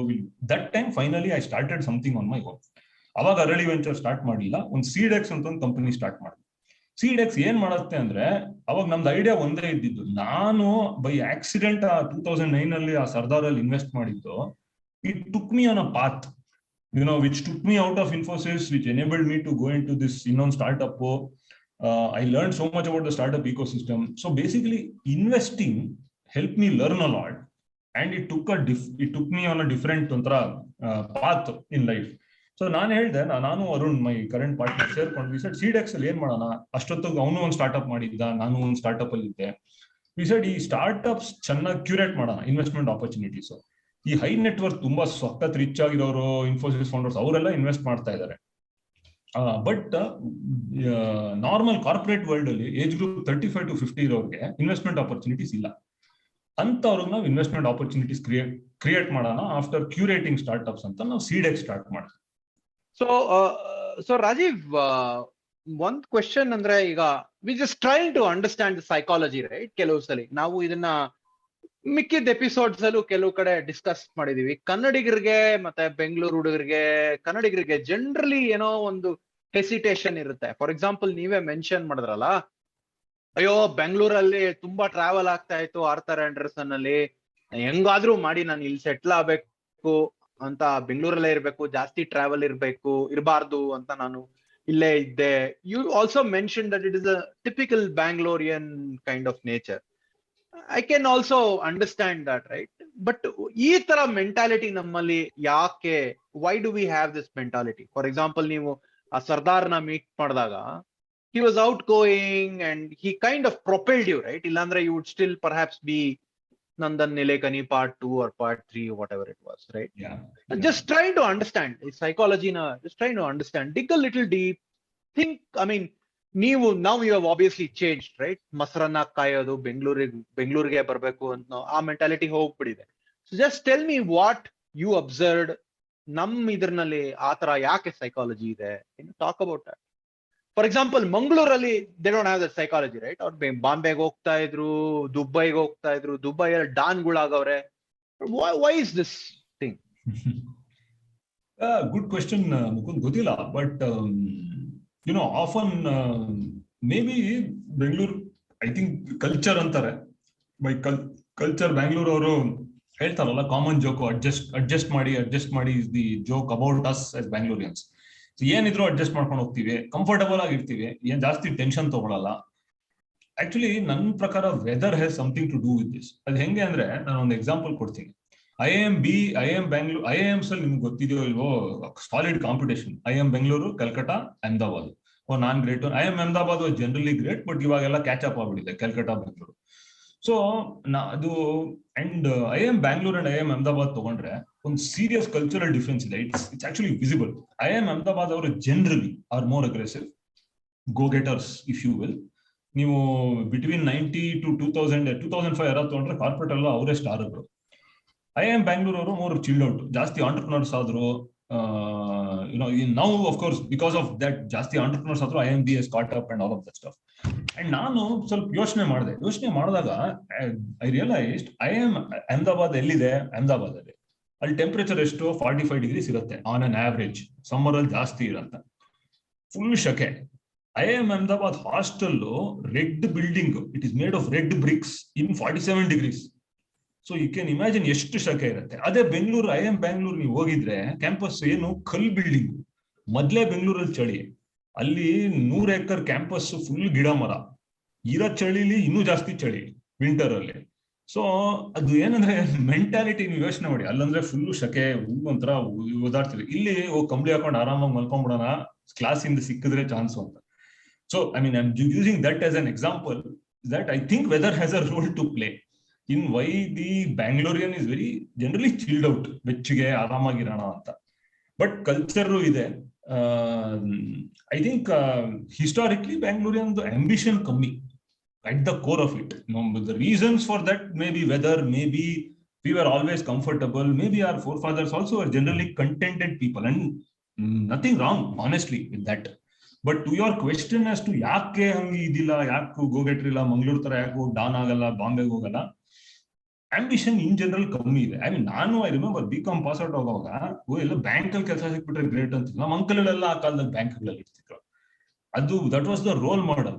ಆನೆಸ್ಟ್ಲಿ ನಾನು ನಮ್ಮ ಫ್ರೆಂಡ್ಸ್ ಮಾತಾಡ್ಬೇಕಾಗ ಹೆಂಗ್ ಅದೆಲ್ಲ ಎಸ್ಕೇಪ್ ಆದ್ವಿ ಗುರು ಅಂತಾನೆ ನಮಗ್ shock. So easy to go and get employed in a bank. ಹೆಂಗೋ ಎಸ್ಕೇಪ್ ಆಗಿ ಹೆಂಗೆಂಗೋ ಆಗಿ we got out. No you are right. ಅಂದ್ರೆ ಇಟ್ ಇಸ್ ನಾವು ನೋಡಿ ಯಾರನ್ನಾದ್ರೂ ನೋಡೇವಿ observe it, right? So usually ಹಂಗೆ ಇದೇ ತರ ಯಾರೋ ಬೇರೆ ಪ್ಯಾರಲಲ್ ಡ್ರಾ ಮಾಡಿದ್ರು. I think I forgot the name of that gentleman. He is the founder of Mudra. I forgot his name. ಒಂದ್ ನಿಮಿಷ ಗೂಗಲೇಶ್ವರ. ಮುದ್ರಾ ಫೌಂಡರ್ ಹೆಸರು ಹೇಳಪ್ಪ. ಎ.ಜಿ. ಕೃಷ್ಣಮೂರ್ತಿ. ಎ.ಜಿ. ಕೃಷ್ಣಮೂರ್ತಿ ಅವರು ಇದನ್ನ ಹೇಳ್ತಾ ಇದ್ರು ದಟ್ ಅಂದ್ರೆ he would travel from Hyderabad to Gujarat, right, on work and all those things when he was working with Reliance or Reliance bought over Mudra. ಆಗ ಅವ್ರು ಅದನ್ನೇ ಹೇಳ್ತಾ ಇದ್ರು ದಟ್ ಒಂದು ಕಲ್ಚರ್ ಅಥವಾ ಒಂದು ಇಕೋಸಿಸ್ಟಮ್ ತುಂಬಾ ಮುಖ್ಯ. ಹೈದರಾಬಾದ್ ಅಲ್ಲಿ ಪಾಲಿಟಿಕ್ಸ್ ಬಗ್ಗೆ ಮಾತಾಡ್ತಾರೆ, ಸಿನಿಮಾ ಬಗ್ಗೆ ಮಾತಾಡ್ತಾರೆ, that's the language of the middle class. But ಅಹಮದಾಬಾದ್ಗೆ ಹೋಗ್ಬಿಟ್ರೆ ನೀವು, they talk about stock market, they talk about brokers. ಆ ತರ ಒಂದು ಎನ್ವಿರಾನ್ಮೆಂಟ್ ಇದೆ. So it probably has a huge influence on that, right? So ಅವರು ಅದನ್ನ ಓದಿದ್ದು ಇಂಪ್ರೂವ್ ಆಯ್ತು. So yeah, I think we will change, I guess. ಯಾಕಂದ್ರೆ ಈ ಪಾಯಿಂಟ್ ನಿಮ್ ಪರ್ಸ್ಪೆಕ್ಟಿವ್ ಮುಖ್ಯ ಅನ್ನಿಸ್ತು. ಯಾಕಂದ್ರೆ if you look at it, right, ಇವತ್ತು ನಾನು ಮೊನ್ನೆ ಅದು ರಿಪೋರ್ಟ್ ಓದ್ತಾ ಇದ್ದೆ. ಆ ರಿಪೋರ್ಟ್ ಅಲ್ಲಿ Bangalore had the second highest number of startups ಅಂತಾನು ಇತ್ತು. So I was just wondering how it is ಅಂತ. ನೀವು ಹೇಳಿದ just to add one point, and ನೀವು ಇಕೋಸಿಸ್ಟಮ್ ಅಂಡ್ ಎಫೆಕ್ಟ್ ಅಂದ್ರಲ್ಲ, ಇಟ್ಸ್ ಹ್ಯಾಪನ್ ರೈಟ್. ಇವಾಗಲೇ ನೋಡಿ why Bangalore is so big for startups today. Same that ecosystem effect. ಇವಾಗ ಬೇರೆ ಬೇರೆ ಊರಲ್ಲಿರೋ startup shift to Bangalore because there is something in the air ಅಂತಾರೆ ಇವಾಗ. Right, so if you're a startup, I don't know how many people know Ola headquarters was not Bangalore, it was Bombay. Ola about 5 years ago moved to Bangalore. They changed their headquarters to Bangalore. That is just one example, right? Iವಾಗ ಎಲ್ಲರಿಗೂ ಬೆಂಗಳೂರಿಗೆ ಬರಬೇಕು, right? And that is now, so ನೀವು ಹೇಳಿರೋದು actually ecosystem has gone the other way now. Of course, it is still ನಮ್ಮಂತವ್ರು will keep looking at the nuances. Okay, Bangalore ಆಗಿದೆ, how many locals are starting up ಅಂತ ಅದಿನ್ನು exactly next level question. ಅಲ್ಲ, that was my point, right? Saying Bengaluru ಹಿಂಗ್ ಆಗ್ತಾ ಇದೆ, but ನಮ್ ಹುಡುಗರು ಕರ್ನಾಟಕದವರು ಕನ್ನಡಿಗರದು ಅವ್ರದ್ದು ಹೆಂಗೆ ಅಂತ ಕೇಳ್ಬೇಕು ಅನ್ಕೊಂಡಿದ್ದೆ. But you answered that question. Phenomenally startup culture ಅಂತ ಮಾತಾಡ್ತೀವಿ, right? But one question that I want to ask is, ಮೊದ್ಲು ಇರ್ತಾ ಇದ್ರು ಅಲ್ವಾ ಬಿಸ್ನೆಸ್ ಮೆನ್ ಅಂತ, ಉದ್ಯಮೆ, ಸ್ವಂತ ಉದ್ಯೋಗ ನಡೆಸ್ತಾ ಇದ್ದೀನಿ ಎಕ್ಸೆಟ್ರಾ ಎಕ್ಸೆಟ್ರಾ ಅಂತ ಮಾತಾಡೋರು ಇದ್ರು. ಅವರಿಗೂ ಸ್ಟಾರ್ಟ್ಅಪ್ ಕಲ್ಚರ್ಸಿಗೂ ಏನ್ ವ್ಯತ್ಯಾಸ? ಅಂದ್ರೆ ಈಸ್ ಇಟ್ ಸ್ಟಾರ್ಟ್ಅಪ್ ಅನ್ನೋದು ಇಂಗ್ಲಿಷ್ ಅಲ್ಲಿ ಹೊಸ ಹೆಸರು, ಮೊದ್ಲೆಲ್ಲ ಏನೋ ಬಿಸ್ನೆಸ್ ಮಾಡ್ತಾ ಇದ್ದೀನಿ ಅಂತ ಹಳೆ ಹೆಸರಿತ್ತ? Is there a difference between startup and ಹಳೆ ಕಾಲದ business? At the core Mukund ಏನು ಡಿಫ್ರೆನ್ಸ್ ಇಲ್ಲ, ಏನು ಡಿಫ್ರೆನ್ಸ್ ಇಲ್ಲ. ಮುಂಚೆ ನಾವು ಬಿಸ್ನೆಸ್ ಸ್ಟಾರ್ಟ್ ಮಾಡ್ತಾ ಇದೀನಿ ಅನ್ನೋದು, ಇವಾಗ ಸ್ಟಾರ್ಟ್ಅಪ್ ಮಾಡ್ತಾ ಇದೀನಿ, ಎಲ್ಲ ಒಂದೇ. There is no difference, absolutely. Difference ಯಾಕೆ ಬಂದಿದೆ ಅಂತ ನಾನು ಹೇಳ್ತೀನಿ. ಇನ್ವೆಸ್ಟರ್ಸ್ ಇಂದ ಡಿಫ್ರೆನ್ಸ್ ಬಂದಿದೆ. And I explore that little further now or later. But ನಿಮ್ ಕ್ವೆಶ್ಚನ್ಗೆ ದೇರ್ ಇಸ್ ನೋ ಡಿಫ್ರೆನ್ಸ್. ಮುಂಚೆನೋ ಅವ್ನು ಬಿಸ್ನೆಸ್ ಸ್ಟಾರ್ಟ್ ಮಾಡ್ದವನು ಇನ್ವೆಸ್ಟ್ಮೆಂಟ್ ಹಾಕ್ಬೇಕಿತ್ತು, ಅವನು ಕೆಲಸ ಬಿಡ್ತಿದ್ದ, ಅವನು ಸ್ಯಾಲರಿ ಬಿಡ್ತಿದ್ದ, ಅವನಿಗೂ ಅನ್ಸರ್ಟನಿಟಿ ಇರ್ತಿತ್ತು, 3-4 ವರ್ಷ ಆಗ್ತಿತ್ತು ಅದನ್ನ ಸ್ಟೆಬಿಲೈಸ್ ಮಾಡಕ್ಕೆ. ಸ್ಟಾರ್ಟ್ಅಪ್ಗೂ ಅದೇ ಪ್ರಾಬ್ಲಮ್ ಇದೆ. ಸೊ ಆಕ್ಚುಲಿ ಏನು ಡಿಫ್ರೆನ್ಸ್ ಇಲ್ಲ. ಬಟ್ ಏನಾಯ್ತು ಅಂದ್ರೆ, once this whole money ecosystem build ಆಗಕ್ಕೆ ಶುರು ಆದಾಗ, ಇನ್ವೆಸ್ಟರ್ಸ್ ಬರೋಕ್ ಶುರು ಮಾಡಿದ್ರು 2007, 8, 9, 10 ನಲ್ಲಿ. ಅವಾಗ ಇನ್ವೆಸ್ಟರ್ಸ್ ಪಾಯಿಂಟ್ ಆಫ್ ವ್ಯೂ ಹೆಂಗಿರ್ತಿತ್ತು ಅಂದ್ರೆ, ಬಿಸ್ನೆಸಸ್ ಇದೆ, ಬಟ್ ಒಂದು ಬಿಸ್ನೆಸ್ ಅಲ್ಲಿ ಒಂದು ಸಬ್ಸೆಕ್ಷನ್ ಆಫ್ ಬಿಸ್ನೆಸಸ್ ಅಲ್ಲಿ I am interested in investing, ಎಲ್ಲಾ ಬಿಸ್ನೆಸ್ ಅಲ್ಲಿ I am not interested in investing ಅಂತ ಒಂದು ಶುರು ಆದಾಗ, ಒಂದು ಆ ಸಬ್ಸೆಟ್ ಆಫ್ ಬಿಸ್ನೆಸಸ್ಗೆ have started to popularly, I mean, that was what started to get called as startups, right? And I can talk about more as to what were those characteristic a subset, but that is really the difference. So in nan prakara, investors made the difference, but it is actually not investors. The investors started to one particular subset of businessmen focus madak shuru madru. That subset, got to overall, expand to become startups. So today, ivattu ನೀವು business shuru ಮಾಡಿದ್ರೆ, ನೀವು ಒಂದು ಅಂಗಡಿ ಶುರು ಮಾಡಿದ್ರೆ, ಯಾವ್ದೋ tail ಅಂಗಡಿ distribution ಮಾಡಕ್ಕೆ 2 ಡೀಲರ್ಶಿಪ್ ತಗೊಂಡ್ರಿ ಅಂತ ಇಟ್ಕೊಳ್ಳಿ, ಕಜಾರಿಯಾ ಟೈಲ್ಸ್, ಅದನ್ನ ನಾವು ಸ್ಟಾರ್ಟ್ಅಪ್ ಅಂತ ಕರೆಯಲ್ಲ. ಇಟ್ ಇಸ್ ಕಾಮನ್ಲಿ ಅಂಡರ್ಸ್ಟುಡ್, ಎಲ್ಲರೂ ಅದು ಬಿಸ್ನೆಸ್ ಅಂತಾರೆ. ಬಟ್ ನೀನ್ ಅದೇ ನಾವು ಏನೋ ಒಂದು chat, collaboration engine, AI, ML ಅಂದ್ಬಿಟ್ರೆ ಸ್ಟಾರ್ಟ್ಅಪ್ ಅಂತಾರೆ. ಅದು ಯಾಕಂದ್ರೆ ಓವರ್ ಟೈಮ್ ಆ ಇನ್ವೆಸ್ಟರ್ಸ್ ಮಾಡಿರೋ ಡಿಫ್ರೆನ್ಸ್ ಇವಾಲ್ವ್ ಆಗಿದೆ. I am not saying investors cause the difference. I think they created the categorization. ಇದು ನೀವು ಒಂದು ಸಬ್ ಸಿಸ್ಟಮ್ ಮಾತ್ರ ಟಾರ್ಗೆಟ್ ಮಾಡ್ತಾರೆ ಅಂತ ಹೇಳಿದ್ರಲ್ಲ, ಅದಕ್ಕೆ ಅದೊಂದು ಎಕ್ಸಾಂಪಲ್ ಕೊಡ್ತೀರಾ, ಸೊ ದಟ್ ಕ್ಲಿಯರ್ ಆಗುತ್ತೆ? ಯಾ, ಶೂರ್. ಅದೇ difference between business and startup, right? Why does a investor ಅಂತಾನು ನಾನು ಹೇಳಲ್ಲ. Investor is a bigger term, just like business is the larger subset, investor is a larger subset. Other subset is VC fund, VC investor. VC investor invests in startups, largely tech startups, tech and non-tech startups ಅಂತ ಇಟ್ಕೊಳ್ಳಿ. So ಈ subset that the VC invests in, ಒಂದು 3-4 characteristic ಇರ್ಬೇಕಾ ಇದಕ್ಕೆ, ಆ ಬಿಸ್ನೆಸ್ಗೆ. ಅವಾಗ that business becomes a VC investable business, whether you call it startup or not. ಏನ್ characteristics ಅಂದ್ರೆ, at a high level, it should have the ability to scale and scale fast. So ದೊಡ್ಡ ಪ್ರಮಾಣ, fast ಆಗಿ ಅದು scale capability ಇರಬೇಕು. ನಾನ್ linear growth ಇರಬೇಕು. ನಾನ್ linear growth ಅಂದ್ರೆ, ಈಗ ನಮ್ಮ ನಾರ್ಮಲ್ ಟ್ರೇಡಿಂಗ್ ಬಿಸ್ನೆಸ್ ಅಲ್ಲಿ ಇದ್ರೆ ಇಷ್ಟು ಇನ್ವೆಸ್ಟ್ಮೆಂಟ್ ಹಾಕಿದ್ರೆ ಇಷ್ಟು ರೆವೆನ್ಯೂ ಬರೋದು, that is linear growth. Non linear ಅಂದ್ರೆ with small amounts of investment I can get ಜಾಸ್ತಿ ರಿಸಲ್ಟ್ ಸಿಗತ್ತೆ ನಂಗೆ. And you can take any digital business, ಜಾಸ್ತಿ ಇನ್ವೆಂಟ್ರಿ ಇಲ್ಲ, ನೀವು ಫ್ಲಿಪ್ಕಾರ್ಟ್ ತಗೊಳ್ಳಿ, ಸಮ್ ಆಫ್ ದಿ ಇ-ಕಾಮರ್ಸ್ ಇದು ತಗೊಂಡ್ರೆ, ಆ ತರ you will see non linear growth. And team, ಯಾರ ಬಿಸ್ನೆಸ್ ಸ್ಟಾರ್ಟ್ ಮಾಡ್ತಾರೋ, ಸ್ಟಾರ್ಟ್ಅಪ್ ಅಥವಾ ಬಿಸ್ನೆಸ್, ಆ ಫೌಂಡರ್ಸ್ಗೆ ಎಷ್ಟು ಆಂಬಿಷನ್ ಇದೆ. This is the third characteristic, right? So scale, non-linear growth, ability to scale fast, non-linear growth, and team ambition. Team ambition ಯಾಕೆ important ಅಂದ್ರೆ, ಯಾರೋ ನೀವು ಒಂದು VC ಫಂಡ್ ಏನಂದ್ರೆ, ಅವನು ಒಂದಿಷ್ಟು ದುಡ್ಡು ಇನ್ವೆಸ್ಟ್ ಮಾಡ್ತಾನೆ. ಅವನು the reason he is investing that money is to make very big returns. He is not, I as a VC fund, I am not happy with making small returns on a company, because ನಾನು ಒಂದು 15 company invest ಮಾಡ್ತೀನಿ. ಒಂದು 5 company May go down, ಇನ್ನೊಂದು 5 company may do moderately, ಇನ್ನೊಂದು 5 company are supposed to give me stellar returns. But ನಾನು invest ಮಾಡಿದಾಗ ಎಲ್ಲಾ ಕಂಪನಿನೂ should have the scope to support that stellar return. In reality ಆಗ್ಬೋದು, ಆಗದೆ ಇರ್ಬೋದು. ಸೊ ಆ ಸ್ಟೆಲ್ಲಾರ್ ರಿಟರ್ನ್ಸ್ ನ ಸಪೋರ್ಟ್ ಮಾಡಕ್ಕೆ ಫೌಂಡರ್ಸ್ಗೆ ಆಂಬಿಷನ್ ಇರಬೇಕು. ಎಷ್ಟೋ ಫೌಂಡರ್ಸ್ಗೆ ಇಷ್ಟು 50 ಕೋಟಿ ಬಂತು ನಂಗೆ ಆಫರ್, ಫ್ಲಿಪ್ಕಾರ್ಟ್ ನನ್ನ ಪರ್ಚೇಸ್ ಮಾಡಿದ್ದಾರೆ, 50 ಕೋಟಿ ಬೇಜಾನಾಯ್ತು, ಆಕ್ಚುಲಿ ಬೇಜಾನಾಯ್ತು, ನೋ ಡಿನೈಂಗ್ ದಟ್. 50 ಕೋಟಿ ನಾವು ಫೌಂಡರ್ಸ್ ಎಲ್ಲ ಸೇರ್ಕೊಂಡು 4 ಜನ ಇದ್ರು 50% ಓನ್ ಮಾಡೋದು 25 ಕೋಟಿ, ಒಬ್ಬೊಬ್ರಿಗೆ 6 ಕೋಟಿ, that's a lot of money. But ಅವಾಗ 50 ಕೋಟಿ ಬಂದ್ರೆ VC ಫಂಡ್ ಇನ್ವೆಸ್ಟ್ ಮಾಡಿರೋದು 30 ಕೋಟಿ ವ್ಯಾಲ್ಯೂಯೇಷನ್ ಅಲ್ಲಿ ಅಂತ ಇಟ್ಕೊಳ್ಳಿ. I am giving an example. But so the VC fund is not happy with 2 times the return. I as a VC fund want 10x, I want 15x, maybe I want 25x of my investment. So founder ambition is tumba important. So Vasuki, maybe I have not given a specific example. I'll give that also. But these are 3 characteristics. ಅಂದ್ರೆ ಇವಾಗ that is what I wanted to ask you. ಇವಾಗ for example, ಈ linearity, scalability, ambition of the founder ಇದೆಲ್ಲ ಹೇಳಿದ್ರಲ್ಲ, ಇದನ್ನ ಒಂದು example ಜೊತೆ ಹೇಳಿದ್ರೆ ಚೆನ್ನಾಗಿರುತ್ತೆ. ಫಾರ್ ಎಕ್ಸಾಂಪಲ್, ಆ ಇಡ್ಲಿ ಹಿಟ್ ಕಂಪ್ನಿ ಇದೆಯಲ್ಲ, ಐಡಿ, ಅದರಿಂದಾನೇ ಸ್ಟಾರ್ಟ್ ಮಾಡಿ. ಅದ್ರಲ್ಲಿ ನಿಮ್ಗೆ ಏನ್ ಪಾಸಿಟಿವ್ ಆಗಿದೆ, ನೀವು ಅಕಸ್ಮಾತ್ ನೀವು ವೆಂಚರ್ ಕ್ಯಾಪಿಟಲಿಸ್ಟ್ ಅಂದ್ರೆ ನೀವು ಅದಕ್ಕೆ ಹೆಂಗೆ ಕಾಸು ಚೆಲ್ತೀರಾ, ಯಾಕೆ ಕಾಸು ಚೆಲ್ತೀರಾ? Can you just explain that? Is that a scalable business? Is that a linear, non linear returns? ಅಥವಾ ಅದು ವರ್ಕ್ ಆಗಲ್ಲ ಅಂದ್ರೆ ಬೇರೆ ಏನಾದ್ರು ಎಕ್ಸಾಂಪಲ್ ಕೊಡಿ, ತೊಂದ್ರೆ ಇಲ್ಲ. ಇಲ್ಲ, ವರ್ಕ್ ಆಗತ್ತೆ, ನಾನು ತಗೊಂತೀನಿ. ಇಲ್ಲ, but I also give another example. ಯಾಕೆ why I am giving a guided yes is it is a non-tech powered business, right? Non-tech powered. So tech is an important element of non-linearity. Technology iದ್ದಾಗ typically the non-linearity increases when it is a tech enabled business.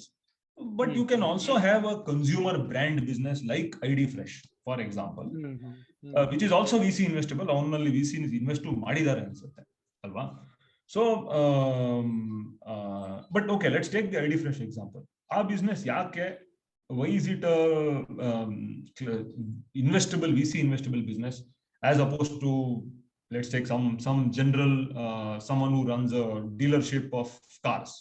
Nan Ford Mahindra do dealership is there versus ID Fresh. ID Fresh alli the market opportunity that he identified is idli hittu ಆಮೇಲೆ ಈ ವಡೆ ಅದೆಲ್ಲ ಮಾಡ್ತಾ ಇದ್ದಾರೆ. But idli ಹಿಟ್ಟು is such a large opportunity. The number of consumers, potential consumers who need that product in a given geography, let's say India or even South India, is large, and it is repeat consumption. Tumba ide, every time beku. So that is one characteristic that VC investors want to see. Large addressable market large ilde idre ನೀನ್ ಎಷ್ಟೇ stud ಆದ್ರೂ ನಿನ್ business ಅಷ್ಟೇ ಆಗೋದು. So large addressable market, heavy consumption rates, repeat use, right? Extreme repeat use. Ability of the team to build a differentiated product. A product different irbeku, right? ಏನೋ ಒಂದು ಇರ್ಬೇಕು ಚಮಕ್ ಅದರಲ್ಲಿ. ಸೊ ಇನ್ ದಿಸ್ ಕೇಸ್ ಚಮಕ್ ಇರ್ಲಿಲ್ಲ. ಇಡ್ಲಿ ಹಿಟ್ಟು ನೀ ನಮ್ಮ ಅಮ್ಮನ ತರ ಮಾಡೋದು, ನಮ್ಮ ಅಮ್ಮನ ತರ ಮಾಡದೇ ಇದ್ರು 60%, 70% ಆ ಲೆವೆಲ್ ಹಿಟ್ ಮಾಡಿ ನೀವು ಇಡ್ಲಿ ಮಾಡಿ ತಿಂದ್ರೆ, so that means certain products, idli ತರ products, you don't have to do differentiation, you have to do sufficiency. Okay, ಅಷ್ಟು at least ಮಾಡಿದ್ರೆ ಅದು ಮಾಡಿದ್ರು ಅವರು. So they had the capability, their product had that quality. And 3, same ನಾನು ಹೇಳಿದ್ದು team ambition. They are the, ನಮ್ಮ what's his name, ಅವನು IMB ಅವನು ಹೆಸರು ಬರ್ತಾ ಇಲ್ಲ, ಫೌಂಡರು, ಎನಿವೆ ಹೆಸರು ಬರುತ್ತೆ. ಅವನು he was not happy, and even today he is not happy with building ಅವನು 20. He comes from a fairly economically constrained background. ಅವನು ಕೇರಳ ರೂಟ್ ಬೆಳೆದಿದ್ದು. He doesn't come, he comes from a background where it was not easy for him. So it would have been very easy for him to say, ನಾನು 25 ಕೋಟಿ company ಮಾಡಿದೆ ಗುರು, ಸಾಕು, ನಾನು 2 crores 3 crores ದಿನ ವರ್ಷಕ್ಕೆ ಮಾಡ್ತೀನಿ, ಖುಷಿಯಾಗಿ ಇಟ್ಬಿಡೋಣ, ನಾನು ಯಾಕೆ ಇನ್ವೆಸ್ಟ್ಮೆಂಟು ಅದೆಲ್ಲ ಬೇಕು. But he had ambition. ಅವ್ನಿಗೆ ಆಂಬಿಷನ್ ಏನಂದ್ರೆ, ನಾನು ಈ ಬ್ರ್ಯಾಂಡ್ 500 ಕೋಟಿ ಬ್ರ್ಯಾಂಡ್ ಮಾಡ್ಬೇಕು, ನಾನು ಎಲ್ಲ ಇಂಡಿಯಾದ ಇರೋರು ಎಲ್ಲರೂ ಇಡ್ಲಿ ತಿನ್ಬೇಕು. ಆ ತರ founders have this almost foolish visions, right? ಆಮೇಲೆ ಅವ್ನು ವಡೆ ಮಾಡ್ದ. ನೀವು ಒಂದು ವಡೆ ಆಡ್ ನೋಡಿರ್ತೀರಲ್ಲ, ಇಟ್ ಇಸ್ ಅಬ್ಸಲ್ಯೂಟ್ಲಿ ಬ್ರಿಲಿಯಂಟ್. ಆ ವಡೆ ಅವ್ನು ಫಸ್ಟ್ ಇಂಟ್ರೊಡ್ಯೂಸ್ ಮಾಡಿದಾಗ ಅವನು the differentiation was that packaging. ನೀವು ಹಂಗೆ ಆ ವಡೆ ಹಿಟ್ಟು ಹಿಂಗ್ ಪ್ರೆಸ್ ಮಾಡಿದ್ರೆ ಕಡೆಗೆ ಬಿಟ್ರೆ ಅದೇ ಆ ವಡೆದು ತೂತಾಗತ್ತೆ ಎಣ್ಣೆಲಿ. So that kind of an ambition ಇದೆ ಅವನಿಗೆ. So that hence, ID Fresh stands out versus, let's say, someone who's building a small product and, selling it to a limited market. Did that work, Mukund? ಇನ್ನೊಂದು example ಬೇಕಾದ್ರೆ ಕೊಡ್ತೀನಿ. We can talk more about ಕೊಟ್ಬಿಡಿ free ಆಗಿ ಕೊಡ್ತಿದ್ದೀರಾ ಅಂದ್ರೆ example ಯಾಕೆ ಬೇಡ ಕೊಡಿ. No I mean on a more serious note, idea ಏನು ಅಂದ್ರೆ, ಈಗ ಸುಮಾರು ಜನಕ್ಕೆ ಲೀನಿಯಾರಿಟಿ, ಸ್ಕೇಲಬಿಲಿಟಿ, ಆರ್ಗ್ಯಾನಿಕ್ ಗ್ರೋತ್, ನಮ್ಗೆ ಅದು ತುಂಬಾ ದಿನಬಳಕೆಯಲ್ಲಿ ಯೂಸ್ ಆಗ್ಬಿಟ್ಟಿರುತ್ತೆ. ಬಟ್ ಶಿವಮೊಗ್ಗದಲ್ಲಿ ಅಥವಾ ಬಾಗಲಕೋಟೆನಲ್ಲಿ ನಮ್ ಪಾಡ್ಕಾಸ್ಟ್ ಕೇಳ್ತಿರೋರಿಗೆ ಕಾಂಕ್ರೀಟ್ ಆಗಿ ಒಂದು ಉದಾಹರಣೆ ಸಿಕ್ಕರೆ, it will be good because we have listeners even in Finland. Why only Bagalkote? So please. Okay. So look at it like this, right? On the contrast example ಕೊಡ್ತೀನಿ. Let's take, and I'll try and keep it in similar business so that contrast ಗೊತ್ತಾಗ್ಲಿ ಅಂತ. Let's take organic. ಇವಾಗ health food organic ತುಂಬಾ ಜಾಸ್ತಿ ಆಗ್ತಾ ಇದೆ. Everyone wants that pesticide ಎಲ್ಲ ನಾವು ಕಮ್ಮಿ ಮಾಡಬೇಕು, ಎನ್ವೈರನ್ಮೆಂಟ್ಗೂ ಇದಾಗಬಾರ್ದು ಅಂತ. ಸೊ ಯು ಕ್ಯಾನ್ ಹ್ಯಾವ್, ನಾವು 2 ಬಿಸ್ನೆಸ್ ಸ್ಟಾರ್ಟ್ ಮಾಡಿದ್ವಿ ಅಂತ ಇಟ್ಕೊಳ್ಳಿ, ಅಥವಾ ನೀವು ವಾಸುಕಿ 2 ಬಿಸ್ನೆಸ್ ಸ್ಟಾರ್ಟ್ ಮಾಡಿದ್ರಿ. ಮುಕ್ಕುಂದ್ ಏನ್ ಮಾಡಿದ್ರು, ಅವ್ರು ಹೇಳಿದ್ರು 2 ಆರ್ಗ್ಯಾನಿಕ್ ಸ್ಟೋರ್ ಓಪನ್ ಮಾಡಿದ್ರು, ಒಂದು ಇಂದಿರಾನಗರಲ್ಲಿ, ಒಂದು ಮಲ್ಲೇಶ್ವರಮಲ್ಲಿ. ಯಾಕಂದ್ರೆ ಇಲ್ಲಿ ಸ್ವಲ್ಪ ಸ್ಕೂಡ್ ಏರಿಯಾಗಳು, ಅವರು ಸ್ವಲ್ಪ ಜಾಸ್ತಿ ಪ್ರೈಸ್ ಕೊಡ್ತಾರೆ ಫಾರ್ ಬೈಯಿಂಗ್ ಆರ್ಗ್ಯಾನಿಕ್ ಸ್ಟಫ್. 2 ಅಂಗಡಿ ಓಪನ್ ಮಾಡಿದ್ರು. You are sourcing vegetables from pure organic farms ಇಂದ, ಬೇರೆ ಪ್ರಾಡಕ್ಟ್ಸ್ ತರಿಸ್ತಾ ಇದ್ದೀರಾ, ಆರ್ಗ್ಯಾನಿಕ್ ಸರ್ಟಿಫೈಡ್. ಈ 2 ಸ್ಟೋರ್ ಅಲ್ಲಿ ನೀವು ಬಿಸ್ನೆಸ್ ಮಾಡಿ, ಪ್ಲಸ್ ನೀವು ಒಂದು ವೆಬ್ಸೈಟ್ ಮಾಡ್ಕೊಂಡ್ರಿ, ನಿಮ್ದೇ ಒಂದು ವೆಬ್ಸೈಟ್ ಮಾಡ್ಕೊಂಡ್ರಿ. ರಿಪೀಟ್ ಕಸ್ಟಮರ್ಸ್ಗೆ ನೀವು ಹೇಳಿದ್ರಿ, ನೀವು ಅಂಗಡಿಗೆ ಬರಬೇಡಿ, ನಾವೇ ನಿಮ್ಗೆ ಡೆಲಿವರ್ ಮಾಡ್ತೀವಿ ಅಂತ. ಸೊ ನಿಮ್ದು ಬಿಸ್ನೆಸ್ ಅಲ್ಲಿ ಸ್ಕೇಲಬಿಲಿಟಿ ಇದೆ, ಇಲ್ಲ ಅಂತಿಲ್ಲ, ಮುಕುಂದ್ ಮಾಡಿದ ಬಿಸ್ನೆಸ್ ಅಲ್ಲಿ. ಸೊ ಹಿಂಗ ಅವ್ರ ಬಿಸ್ನೆಸ್ ನಡೀತಾ ಇದೆ. 2 ಸ್ಟೋರ್ ಇಂದ ಅವ್ರು ರೆವಿನ್ಯೂ ಮಾಡ್ತಾ ಇದ್ದಾರೆ, ಸ್ವಲ್ಪ ವೆಬ್ಸೈಟ್ ಇಂದ ರೆವಿನ್ಯೂ ಬರ್ತಾ ಇದೆ. ಅದೇ ವಾಸುಕಿ ಏನ್ ಮಾಡಿದ್ರು, ಹೇಳಿದ್ರು, ಈ 2 ಅಂಗಡಿ ಮಾಡಿ ನಾನು ಅದಕ್ಕೆ ರೆಂಟ್ ಕೊಟ್ಟು 10 ಜನ ಲೇಬರ್ ತಗೊಂಡು, ಅದು ಕಷ್ಟ ಇದೆ, ವಾಸುಕಿಗೆ ಎನರ್ಜಿ ಇರ್ಲಿಲ್ಲ ಅಂತ ಇಟ್ಕೊಳ್ಳಿ. ಸೊ ಅವ್ರು ಏನ್ ಮಾಡಿದ್ರು, ನಾನು ಬರೀ ಒಂದು 3 ಪ್ರಾಡಕ್ಟ್ ಕ್ಯಾಟಗರಿ ತಗೊಂತೀನಿ. ನಾನು ವಾಸುಕಿ ಅಬ್ಸರ್ವ್ ಮಾಡಿದ್ರು ಅಂತ ಇಟ್ಕೊಳ್ಳಿ, ದಟ್ ಈ ಯಂಗ್ಸ್ಟರ್ಸ್ ಎಲ್ಲ ಸಖತ್ ಹೆಲ್ತ್ ಮಾಡ್ತಾ ಇದಾರೆ, ಎಕ್ಸರ್ಸೈಸ್ ಮಾಡ್ತಾ ಇದಾರೆ, ಕ್ಯೂರ್ ಫಿಟ್, ಜಿಮ್ಗೆ ಹೋಗ್ತಾರೆ. ಜಿಮ್ಗೆ ಹೋಗಕ್ ಮುಂಚೆ ಹೋದ್ಮೇಲೆ ಅವ್ರಿಗೆ ಆಹಾರ ಬೇಕು. ಸೊ ನಾನು ಅವ್ರಿಗೆ ಒಂದು ಸ್ಪೆಸಿಫಿಕ್ ಒಂದು ಬಾರ್ ಮಾಡ್ತೀನಿ, ಹೆಲ್ತ್ ಬಾರ್ ಅಂತ ಮಾಡ್ತೀನಿ. ಅಂಡ್ ನಾನು ಮಾರ್ಕೆಟ್ ಮಾಡ್ತೀನಿ ಬಾರ್ನ, ದಟ್ ಯೋಗ ಬಾರ್. ಆಕ್ಚುಲಿ ಒಂದು ಪ್ರಾಡಕ್ಟ್ ಇದೆ ನೋಡಿ, ಯೋಗ ಬಾರ್ ಅಂತ. ಸೊ ನಾನು ಅದೊಂದು ಪ್ರಾಡಕ್ಟ್ ಮಾಡ್ತೀನಿ. ಆಮೇಲೆ ಪೋಸ್ಟ್ ಎಕ್ಸರ್ಸೈಸ್ ಬೂಸ್ಟರ್ ಅಂದ್ಬಿಟ್ಟು ನಾನು ಏನೋ ಇನ್ನೊಂದು ಸ್ಯಾಲೆಡ್ ಆರ್ ವಾಟ್ ಶೇಕ್ ಅಂತ ಒಂದು ಪ್ರಾಡಕ್ಟ್ ಮಾಡ್ತೀನಿ. ಈ ತರ ಅವರು ವಾಸುಕಿ ಏನ್ ಮಾಡಿದ್ರು, 5 ಪ್ರಾಡಕ್ಟ್ ಡಿಫೈನ್ ಮಾಡಿದ್ರು, ಒಂದು ಸ್ಪೆಸಿಫಿಕ್ ಕಸ್ಟಮರ್ ಸೆಗ್ಮೆಂಟ್ ಇವನಿಗೆ ನಾನು ಪ್ರೊವೈಡ್ ಮಾಡ್ತೀನಿ, ಈ 5 ಪ್ರಾಡಕ್ಟ್ ಮಾಡ್ತೀನಿ. ಅಂಡ್ ನಾನು ಅಂಗಡಿ ಇಡಲ್ಲ, ನಾನು D2C ಬ್ರ್ಯಾಂಡ್ ಮಾಡ್ತೀನಿ, ಅಮೆಝಾನ್ ಅಲ್ಲಿ ಮಾಡ್ತೀನಿ, in this case Big Basket ಅಲ್ಲಿ ಮಾಡ್ತೀನಿ, ನಂದೇ ಒಂದು ವೆಬ್ಸೈಟ್ ಇಡ್ತೀನಿ. ನಾನೇನ್ ಜಾಸ್ತಿ ಜನ ಇಟ್ಕೊಳ್ಳಲ್ಲ, ನನ್ನ ಲಾಜಿಸ್ಟಿಕ್ಸ್, ಫುಲ್ಫಿಲ್ಮೆಂಟ್, ವೇರ್ ಹೌಸ್ ಎಲ್ಲ ಔಟ್ಸೋರ್ಸ್ ಮಾಡ್ಕೊಂತೀನಿ. ನಾನು ಸ್ಮಾಲ್ ಒಂದು ಟೀಮ್ ಇಟ್ಕೊಂಡು ನಾನೊಂದು what is today these days called D2C, direct to consumer brand ತರ ನಾನೊಂದು ಮಾಡ್ತೀನಿ. I will spend lot of money on digital marketing. ನಾನು ಎಲ್ಲಾ ಕಡೆ ಇರ್ತೀನಿ, ಅಡ್ವರ್ಟೈಸ್ ಮಾಡ್ಬಿಟ್ಟು ಒಂದು ಬ್ರ್ಯಾಂಡ್ ಮಾಡ್ಕೊಂತೀನಿ. Sharp focus on customer segment, sharp focus on 1, 2, 3, 4 product category. ನಾನು ತುಂಬಾ ಬ್ರಾಡ್ ಹೋಗಲ್ಲ, ತರಕಾರಿ ಟು ಬೇಳೆ, ಗೋಧಿ, ಅಕ್ಕಿ ಎಲ್ಲ ಇಟ್ಕೊಳಲ್ಲ, ನಾನು ಫ್ರೀ ಸ್ಪೆಸಿಫಿಕ್ ಪ್ರಾಡಕ್ಟ್ಸ್ ಇಟ್ಕೊಂತೀನಿ. ಅಂಡ್ ನಾನು ಡೀಪ್ ಹೋಗ್ತೀನಿ ಈ category. Again U see the similarities with ID fresh. ಅವನು 15 ಥಿಂಗ್ಸ್ ಮಾಡ್ತಾ ಇಲ್ಲ, ಇವಾಗ ಮಾಡ್ತಾ ಇದ್ದಾನೆ. ಶುರು ಮಾಡಿದ್ ಬರೀ ಇಡ್ಲಿ, 5 ವರ್ಷ ಬರೀ ಇಡ್ಲಿ ಮಾಡಿದ್ದು, ಆಮೇಲೆ ಚಿಕ್ಕಿ ಆಯ್ತು, ಆಮೇಲೆ ಕಾಫಿ ಡಿಕಾಕ್ಷನ್ ಆಯ್ತು, ಹಂಗೆ. So these are let's say differences in these 2 businesses. Vasuki ಮಾಡೋ ಬಿಸ್ನೆಸ್ ಇನ್ಹೆರೆಂಟ್ಲಿ ಸ್ಕೇಲಬಿಲಿಟಿ ಜಾಸ್ತಿ ಇದೆ, ಯಾಕಂದ್ರೆ narrow product definition, customer segment sharp ಇದೆ, ಡಿಫೈನ್ಡ್ ಇದೆ, ಡೀಪ್ ಹೋಗೋ ಚಾನ್ಸಸ್ ಜಾಸ್ತಿ ಇದೆ. ಆ ಇನ್ನೊಂದು ಬಿಸ್ನೆಸ್ ಚೆನ್ನಾಗಿದೆ, ಬಿಸ್ನೆಸ್ ಪ್ರಾಬ್ಲಮ್ ಏನಿಲ್ಲ, 2ರಲ್ಲೂ ದುಡ್ಡು ಮಾಡ್ಬೋದು. ಬಟ್ ಅದ್ರದ್ದು ಸ್ಕೇಲಬಿಲಿಟಿ ಕಮ್ಮಿ ಅಂದ್ರೆ ಎಷ್ಟು ದೊಡ್ಡದಾಗ್ಬೋದು ಅದು? 2 ಅಂಗಡಿ, ಒಂದು ವೆಬ್ಸೈಟ್, ಕಷ್ಟಪಟ್ಟು 1 ವರ್ಷಕ್ಕೆ 15 ಕೋಟಿ ರೆವೆನ್ಯೂ ಮಾಡ್ಬೋದು ಹಬ್ಬ ಅಂದ್ರೆ. ಅದೇ ಇವರು D2C ಇಟ್ಕೊಂಡು ಎಲ್ಲೆಲ್ಲೋ ಮಾಡ್ಬೋದು. ಹಬ್ಬಗಳು ಮಾಡ್ಕೊಂಡು ಡೆಲ್ಲಿಲಿ ಮಾಡ್ತಾರೆ, ಕಾಶ್ಮೀರಲ್ಲಿ ಮಾಡ್ತಾರೆ, ಕಲ್ಕಟ್ಟಾದಲ್ಲಿ ಮಾಡ್ತಾರೆ. ಬ್ರ್ಯಾಂಡ್ ನೀವು ಹೇಳಿದ್ರೆ ನಿಮ್ ಫಿನ್ಲೆಂಡ್ ಅಲ್ಲಿ ನಿಮ್ಮ ಇರ್ತಾರೆ, ಈ ತರ ಒಂದು ಚಾನೆಲ್ ಅಲ್ಲಿ ಬಂದ್ಬಿಟ್ಟು ವಾಸುಕಿ ಹೇಳಿದ್ರೆ ಅವ್ನು ಫಿನ್ಲೆಂಡ್ ಇಂದನೂ ಆರ್ಡರ್ ಹಾಕ್ತಾನೆ, ನಮ್ ಕನ್ನಡದವ್ರು ಏನೋ ಮಾಡ್ತಾ ಇದ್ದಾರೆ ಅಂತ. ಸೊ ಅದ್ರದ್ದು ability, the way you set up the distribution channel, the ability to reach a wide customer base, that creates that inherent scalability and what I called as non-linearity. Hopefully example ಸ್ವಲ್ಪ understood. ಇಲ್ಲ super example. ಒಂದ್ example KGF range ಗೆ ಇಟ್ಟಾಗಿದೆ, ಇನ್ನೊಂದು example Sampathige Savaal range ಗೆ ಇಟ್ಟಾಗಿದೆ. But really good example.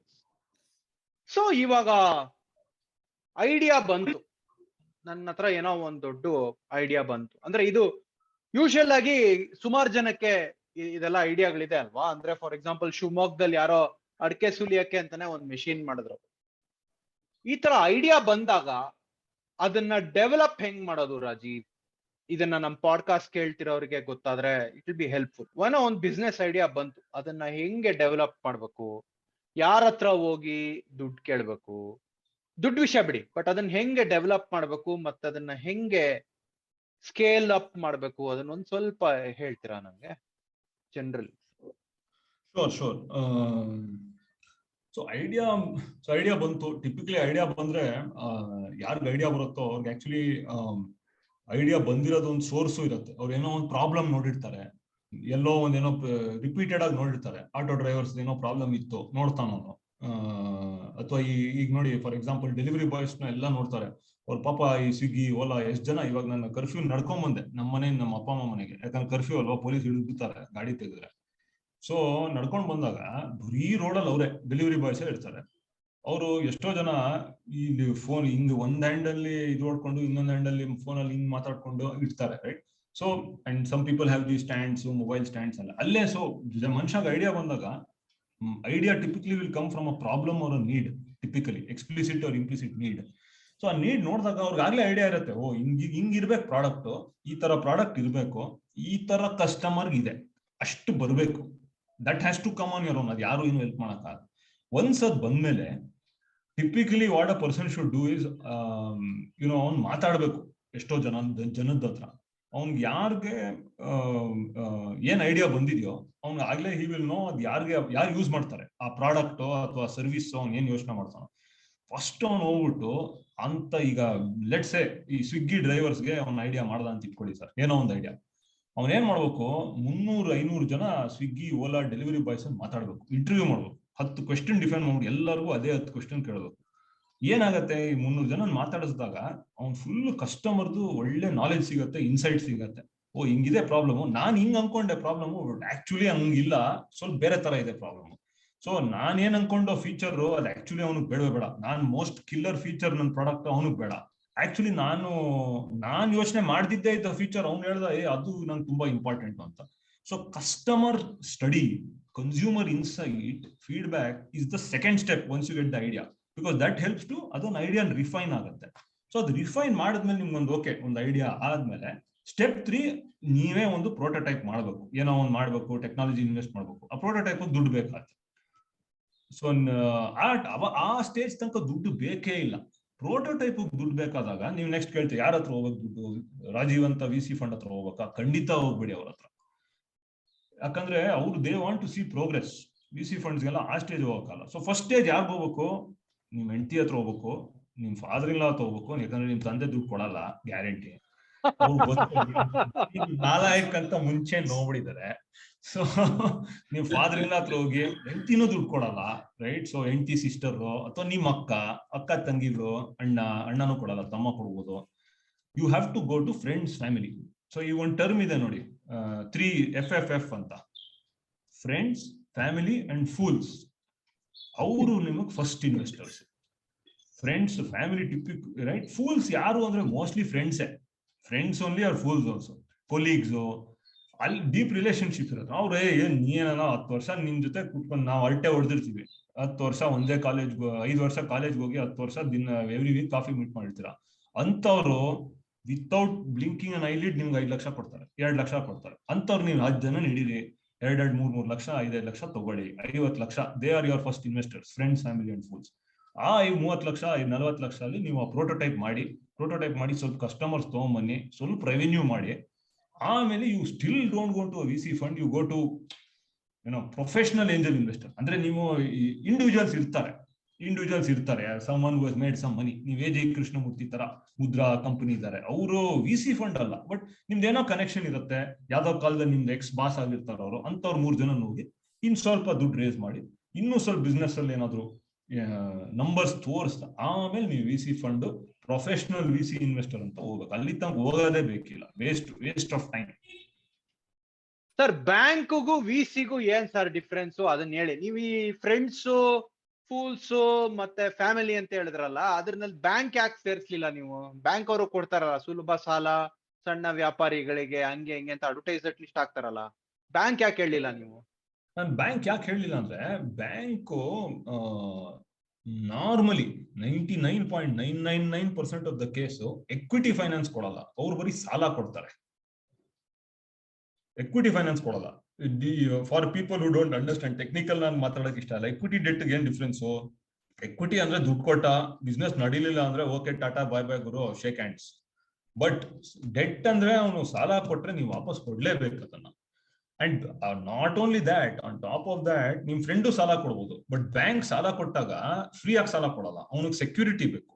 Security ಅಂದ್ರೆ ನೀವು ಬಿಸ್ನೆಸ್ ಮಾಡಂಗಿದ್ರೆ ಏನೋ ಇನ್ವೆಂಟರಿ ಸೆಕ್ಯೂರಿಟಿ ಇದು ಕೊಡ್ಬೇಕು, ಅಥವಾ ನಿಮ್ ಮನೆ ಅಪಾರ್ಟ್ಮೆಂಟ್ ನೀವು ಗಿಡವಿ ಇಡ್ಬೇಕಾಗತ್ತೆ, ಯಾವ್ದೋ ಗೋಲ್ಡ್ ಗಿಡವಿ ಇಡ್ಬೇಕಾಗತ್ತೆ. ಆ ತರ ಎಲ್ಲ ಚಾಲೆಂಜಸ್ ಇದೆ. ಸೊ ಅದಕ್ಕೆ ನಾನು ಬಿಕಾಸ್ ಅದ್ರಲ್ಲಿ ರಿಸ್ಕ್ ಹೈಯರ್ ಇದೆ. ನಿಮ್ಗೆ ತುಂಬಾ ಕಾನ್ಫಿಡೆನ್ಸ್ ಇದ್ರೆ ಅದು ಮಾಡ್ಬೋದು. ಬಟ್ ಟಿಪಿಕಲಿ ಅಷ್ಟು ಇರಲ್ಲ ರಿಸೋರ್ಸಸ್ ನಮ್ ಕೈಲಿ. 1 ಕೋಟಿ ರೇಸ್ ಮಾಡ್ಬೇಕಂದ್ರೆ ನಂದು ಇರೋದು ಒಂದೇ ಮನೆ, ಅದನ್ನೇ ಬಿಟ್ಬಿಟ್ರೆ ಅಂದ್ರೆ ಫುಲ್ ತುಂಬಾ ರಿಸ್ಕ್ ಆಗ್ಬಿಡುತ್ತೆ ನೋಡಿ ಜಾಸ್ತಿ. ಆಮೇಲೆ ಯುಧಿಷ್ಠಿರ ತರ ಎಲ್ಲ ಶುರು ಆಗ್ಬಿಡುತ್ತೆ, ಬೈಸ್ಕೋಬೇಕು ಫ್ಯಾಮಿಲಿಲಿ, ಅದು it increases the risk. So ಅದಕ್ಕೆ ನಾನು ಬ್ಯಾಂಕ್ ಹೇಳಲಿಲ್ಲ. And that is the big difference between bank and all of these other investors. ನಾವು ಫ್ರೆಂಡ್ಸ್ ಫ್ಯಾಮಿಲಿ ಆಯ್ತು, ಏಂಜಲ್ ಇನ್ವೆಸ್ಟರ್ ವಾಸುಕಿ ಕೇಳಿದ್ರು, ಅದಕ್ಕೂ ವಿಸಿಗೂ ಏನ್ ಡಿಫ್ರೆನ್ಸ್? Actually 2 differences. One, ನೀವು ಹೇಳಿದ್ರಿ, amount is a big difference, right? So smaller amounts which individuals can invest in. Typically angel investors per person between 5 lakhs to 20-25 lakhs. ಒಬ್ಬೊಬ್ರು killer ಪಂಟ್ರಿಗೆ ಇಡ್ತಾರೆ 1 ಕೋಟಿ ಹಾಕೋರು. ಬಟ್ ನಾವು mostly between 5 and 20 lakh invest ಮಾಡೋರು. ನೀವು 10 ಜನ ಹತ್ರ ಇನ್ವೆಸ್ಟ್ ಮಾಡಿದ್ರೆ ಒಂದು 50 ಲಕ್ಷ, 1 ಕೋಟಿ 2 ಕೋಟಿ ರೇಸ್ ಮಾಡ್ಬೋದು. One is definition is that. But traditionally ಆ ಟರ್ಮ್ ಯಾಕೆ ಬಂತು ಏಂಜಲ್ ಇನ್ವೆಸ್ಟರ್ ಅಂತ? ಏಂಜಲ್ ಅಂದ್ರೆ ಗೊತ್ತಲ್ಲ ನಮ್ಗೆ, ಫೇರಿ ಅಂದ್ರೆ ಯಾರೋ ತುಂಬಾ ಒಳ್ಳೆ ಇದು, ನಂಗೆ ಕನ್ನಡ ವರ್ಡ್ ಬರಲ್ಲ unfortunately, but very nice soul. So ಎನ್ ಏಂಜಲ್ ಅದ್ ಯಾಕೆ ಬಂತು ಅಂದ್ರೆ, the angel investor is meant to be an angel, was meant to be an angel. He believes in you as a business so much. ಅವ್ನು ಸುಮ್ಮನೆ ದುಡ್ಡು ಹಾಕ್ಬಿಟ್ಟು ಏನ್ ಕೇಳಲ್ಲ, ಬರೀ ಸಪೋರ್ಟ್ ಕೊಡ್ತಾನ, ಏನು ಡೌಟ್ ಮಾಡಲ್ಲ, ಯಾವತ್ತು ಏನಾಯ್ತು ನನ್ ದುಡ್ಡು ಯಾವಾಗ ಕೊಡ್ತಾ ಕೇಳಲ್ಲ. ಅದಕ್ಕೆ ಏಂಜಲ್ ಅಂತ ಹೇಳಿದ್ದು. So that is actually the difference between an angel and a VC investor. An angel investor ಅಂದ್ರೆ ಅವ್ನು ತುಂಬಾ ಪ್ಯಾಷನ್ ಇದೆ. ಈಗ ನಿಮ್ಗೆ ಏನೋ ತುಂಬಾ ಸೈಕ್ಲಿಂಗು ಫಿಟ್ನೆಸ್ ಬಗ್ಗೆ ಫ್ಯಾಷನ್ ಇದ್ರೆ, ಯಾರೋ ಒಬ್ಬ ಸ್ಟಾರ್ಟ್ಅಪ್ ಬಂದ್ಬಿಟ್ಟು ಫಿಟ್ನೆಸ್ ಪಿಚ್ ಮಾಡಿದ್ರೆ ನಿಮ್ಗೆ ತುಂಬಾ ಪ್ಯಾಷನ್ ಇದೆ, ನೀವು ಇನ್ವೆಸ್ಟ್ ಮಾಡ್ಬಿಡ್ತೀರಾ. ನಿಮ್ಗೆ ಅಷ್ಟು ಜಾಸ್ತಿ ಟೆನ್ಷನ್ ಇಲ್ಲ, ದುಡ್ಡು ಮಾಡತ್ತೋ ಇಲ್ವಾ, ಇವ್ನು ಫಿಟ್ನೆಸ್ ಮಾಡ್ತಾ ಇದ್ದಾನೆ ನಾನು ಮಾಡ್ಬೇಕು ಇನ್ವೆಸ್ಟ್ ಅಂತ. ಅದು ಏಂಜಲ್ ಇನ್ವೆಸ್ಟರ್. ಬಟ್ ಇವಾಗ ಏನಾಗ್ಬಿಟ್ಟಿದೆ ಅಂದ್ರೆ, actually that is the angel investor. ತುಂಬಾ ಜನ ಇದಾರ ಆ ತರ. ಬಟ್ ಇವಾಗ ಏನಾಗ್ಬಿಟ್ಟಿದೆ ಅಂದ್ರೆ, ಈ ಏಂಜಲ್ ಇನ್ವೆಸ್ಟ್ಮೆಂಟ್, ಈ ವಿಸಿ ಎಲ್ಲ ಆಗಿ ಎಲ್ಲ ಪೇಪರ್ ಓದಿ ಎಲ್ಲಾ ಜನ ಹೋಗ್ಬಿಟ್ಟು ಏಂಜಲ್ ಇನ್ವೆಸ್ಟರ್ ವಿಸಿ ತರಾನೇ ಬಿಹೇವ್ ಮಾಡ್ತಾರೆ. So the angel investor is no longer, many angel investors are no longer angels, devils ಆಗ್ಬಿಟ್ಟಿದ್ದಾರೆ ಅವರು. ಸೊ ದೆನ್ ಅವಾಗ ಏನಾಗುತ್ತೆ, ವಿಸಿಗೂ ಅವ್ರಿಗೆ ಡಿಫ್ರೆನ್ಸ್ ಇಲ್ಲ. ಬಿಕಾಸ್ ನಾವು coming to VC, amount difference ಇದೆ, but the VC is a professional investor. ನಾ invest ಮಾಡಿದಾಗ ನಂದು ಒಬ್ಜೆಕ್ಟಿವ್, ಪ್ಯಾಷನ್ ಎಲ್ಲ ಇದೆ ನಂಗೆ, but my objective is to make money. Because it is not my money. I have, ನನ್ನ ಹಿಂದೆ 50-100 ಜನ ಇನ್ವೆಸ್ಟರ್ಸ್ ಇದ್ದಾರೆ. ಅಂಡ್ ಎಷ್ಟೋ 50-100 ಜನ ದೊಡ್ಡ ಫಂಡ್ ಅಲ್ಲಿ ದೇ ಆರ್ ನಾಟ್ ಇಂಡಿವಿಜುವಲ್ಸ್. ಅವ್ರು banks, financial institutions, foreign pension funds ಎಲ್ಲ ನಮ್ಮ ಫಂಡ್ ಅಲ್ಲಿ ದುಡ್ಡು ಹಾಕಿರ್ತಾರೆ. Very cut and dry relationship ಅವಾಗ. So hence the VC fund is a very, so that is why you go to them when you are ready. And ಅದು difference between angel investor and VC, venture capital investor. ಇವಾಗ ನಾವು ಅಂದ್ರೆ ಈಗ ಮಾತಾಡ್ತಾ ಇದ್ವಲ್ಲ, ಅಂದ್ರೆ most important thing is bank ಅವರು ಸಾಲ ವಾಪಸ್ ಕೊಡ್ಬೇಕು ಅಂತ ಎಕ್ಸ್ಪೆಕ್ಟ್ ಮಾಡ್ತಾರೆ, ವೆಂಚರ್ ಕ್ಯಾಪಿಟಲಿಸ್ಟ್ ಎಕ್ಸ್ಪೆಕ್ಟ್ ಮಾಡಲ್ಲ. That was one reason. ಈಗ ಫಾರ್ ಎಕ್ಸಾಂಪಲ್ ಮುಖೇಶ್ ಅಂಬಾನಿ ಬಂದ್ಬಿಟ್ಟು ಒಂದ್ 10-15 ಜನ ಅಥವಾ 100-150 ಜನ ಒಂದ್ ಒಳ್ಳೆ ಐಡಿಯಾಗಳು ಮಾಡ್ರಪ್ಪ ಅಂತ ಹೇಳ್ಬಿಟ್ಟು ಅವರಿಗೆ ಕಾಸು ಕೊಟ್ಬಿಟ್ಟು, ವೈ ಡಸಂಟ್ ಈ step back? I mean question is this, ಇನ್ನೂ ದೊಡ್ಡ ಕಂಪನಿಗಳು ಅವ್ರವ್ರದೇ ಐಡಿಯಾಗಳು ಅವ್ರವ್ರದೇ ಎಕ್ಸಿಕ್ಯೂಟ್ ಎಲ್ಲ ಮಾಡಕ್ ಹೋಗ್ತಾರಲ್ಲ, ಅಲ್ಲಿನ ಅಡ್ವಾಂಟೇಜಸ್ ಏನು ವರ್ಸಸ್ ಒಂದು ಸ್ಟಾರ್ಟ್ಅಪ್ ಮಾಡೋ ಅಡ್ವಾಂಟೇಜ್ ಏನು ಅಂತ ಎಕ್ಸ್ಪ್ಲೈನ್ ಮಾಡ್ತೀರಾ? ಸೊ ನೀವು ಕೇಳ್ತಿರೋದು ಏನಂದ್ರೆ, ಈ ದೊಡ್ಡ ಕಂಪನಿಗಳು ಅವ್ರು ಯಾಕೆ ಇನೋವೇಷನ್ ಅವರೇ ಡೆವಲಪ್ ಮಾಡಕ್ಕಾಗಲ್ಲ ತಮ್ಮ ಕಂಪನಿ ಒಳಗಡೆನೆ ವರ್ಸಸ್ ಹಂಗ್ ಕೇಳ್ತಾ ಇದ್ದೀರಾ? ಇಲ್ಲ, ಅಂದ್ರೆ ನನ್ ಕ್ವೆಶನ್ ಉಲ್ಟಾ ಇತ್ತು ಆಕ್ಚುಲಿ. ಅವರು ಅಂದ್ರೆ ದೊಡ್ಡ ಕಂಪನಿನಲ್ಲಿ ಇನೋವೇಷನ್ಗಳು ಕಮ್ಮಿ ಆಗತ್ತೆ ಅಲ್ವಾ? I mean that's an observation, right? So ಅಂದ್ರೆ ಈಗ board rooms are, nobody discusses IBM and Cisco's in board rooms, but they discuss about newer companies and companies that have changed the face of the world ಅಂತ ನಾನು ಎಲ್ಲೋ ಕೇಳಿದೆ. ಅಷ್ಟೊಂದು intelligent ಆಗಿ ನಾನು ಮಾತಾಡಲ್ಲ anyway. So ಆ ತರ ಅಲ್ಲಿ ಇನೋವೇಷನ್ಸ್ ಆಗ್ತಾರೆ, ಸ್ಮಾಲರ್ ಕಂಪನೀಸ್ ಅಲ್ಲಿ ಇನೋವೇಷನ್ ಆಗ್ತಾ ಇರ್ಬೇಕಾದ್ರೆ what is the reason for larger companies to still develop their own centres and stuff? Can you draw a parallel? It's almost like ನೀವು ಕೇಳ್ತಾ ಇದ್ದೀರಾ, why big companies once they reach a certain stage they should stop innovating, they should outsource innovation almost ಅಂತ. Almost, right? Almost, Yeah, right? something like that. See, it's a philosophically ನೀವು ಕೇಳ್ತಿರೋ question deep question. It's true actually, but the reality is ನಾವೆಲ್ಲ ಮನುಷ್ಯರಲ್ಲ. ನಾವು ಒಂದ್ something ನನಗೆ successful ಆದ್ರೆ ನನಗೇನ್ ಅನ್ಸುತ್ತೆ, ನಾನ್ ಮಾಡಿದ್ದೆ ನಂಗೆ ವರ್ಕ್ ಆಗಿದೆ, ನನಗೆ ಗೊತ್ತು ಹೆಂಗ್ ಮಾಡೋದು ಅಂತ. So the big company gets big and then it starts to, I mean the usual thing, right? ನೀವು ನಾ ಮಾಡಿದ ಸಕ್ಸಸ್ ಫಾರ್ಮುಲಾನೇ ನಾನು ರಿಪೀಟ್ ಮಾಡ್ತೀನಿ ಅಂತ ಅವ್ರವ್ರಾಗೆ ಟ್ರೈ ಮಾಡ್ತಾರೆ. And but you make a good point. I don't know if it will answer your question, but historically ಏನಾಯ್ತು, ದೊಡ್ಡ ಕಂಪನಿ ಅವ್ರದೇ ಮಾಡ್ತಾ ಇದ್ರು. ಈ ಸ್ಟಾರ್ಟ್ಅಪ್ಸ್ ಎಲ್ಲ ಸಿಲಿಕಾನ್ ವ್ಯಾಲಿ ಫಸ್ಟ್ ಸ್ಟಾರ್ಟ್ ಆದಾಗ US ಅಲ್ಲಿ ಇವ್ರು ಹಿಂಗೆ ಇನೋವೇಟ್ ಮಾಡ್ತಾ ಇದ್ರು. ಸಡನ್ಲಿ ಇವರೆಲ್ಲ ಶುರು ಆಗ್ಬಿಟ್ರು, ದೊಡ್ಡ ಕಂಪನಿ ಆಗ್ಬಿಟ್ರು. ಸೊ ದೆನ್ ಅವಾಗ ಬಿಗ್ ಕಂಪನಿ ನೋಡ್ಬಿಟ್ಟು ಏನಪ್ಪ ಇದು ನಮ್ದೆಲ್ಲ ಫುಲ್ ಇದೆ ಸ್ಕೋಪೇ ಡಮಾರ್ ಆಗೋಯ್ತಲ್ಲ ಅಂತ. ಸೊ ದೆನ್ ಓವರ್ ಟೈಮ್ ಏನಾಯ್ತು, ಇವಾಗ ರೆಕಗ್ನಿಷನ್ ಬಂದ್ಬಿಟ್ಟಿದೆ ಬಿಗ್ ಕಂಪನೀಸ್ ಅಲ್ಲಿ ದಟ್ ಇನೋವೇಷನ್ ನಮಗ್ ಮಾಡಕ್ ಅಷ್ಟು ಈಸಿ ಇಲ್ಲ. ಯಾಕಂದ್ರೆ ನಾವು ದೊಡ್ಡ ಕಂಪನಿ ಆಗ್ಬಿಡ್ತೀವಿ, ಇಂಡಿವಿಜುವಲ್ ರೋಲ್ಸ್ ಮಾಡ್ತಾರೆ ಜನ, ಫುಲ್ ವಿಸಿಬಿಲಿಟಿ ಇರಲ್ಲ, ಎಕ್ಸೈಟ್ಮೆಂಟ್ ಇರಲ್ಲ. So they know that now. So ಇವಾಗ ಈ those big companies that are let's say forward thinking, ಅವ್ರು ಶುರು ಮಾಡ್ಬಿಟ್ಟಿದ್ದಾರೆ. ಅವರು they are investing in to startups. ಅವ್ರು ಏನ್ ಮಾಡ್ತಾರೆ, they do their own startup contest. Employees ಹೇಳ್ತಾರೆ, ನೀವು 2 ವರ್ಷ ನಿಮ್ಗೆ ಟೈಮ್ ಕೊಟ್ಬಿಡ್ತೀವಿ, ನೀವು ಯಾವ್ದೋ ಐಡಿಯಾ ಮೇಲೆ ಮಾಡಿ. ಎಂಪ್ಲಾಯಿ ಐಡಿಯಾ ಮಾಡಿದ್ರೆ ನಾನು ಸೀಡ್ ಫಂಡಿಂಗ್ ನಾವೇ ಹಾಕ್ಬಿಡ್ತೀವಿ, $100,000 ನಾವು ಕೊಟ್ಬಿಡ್ತೀವಿ.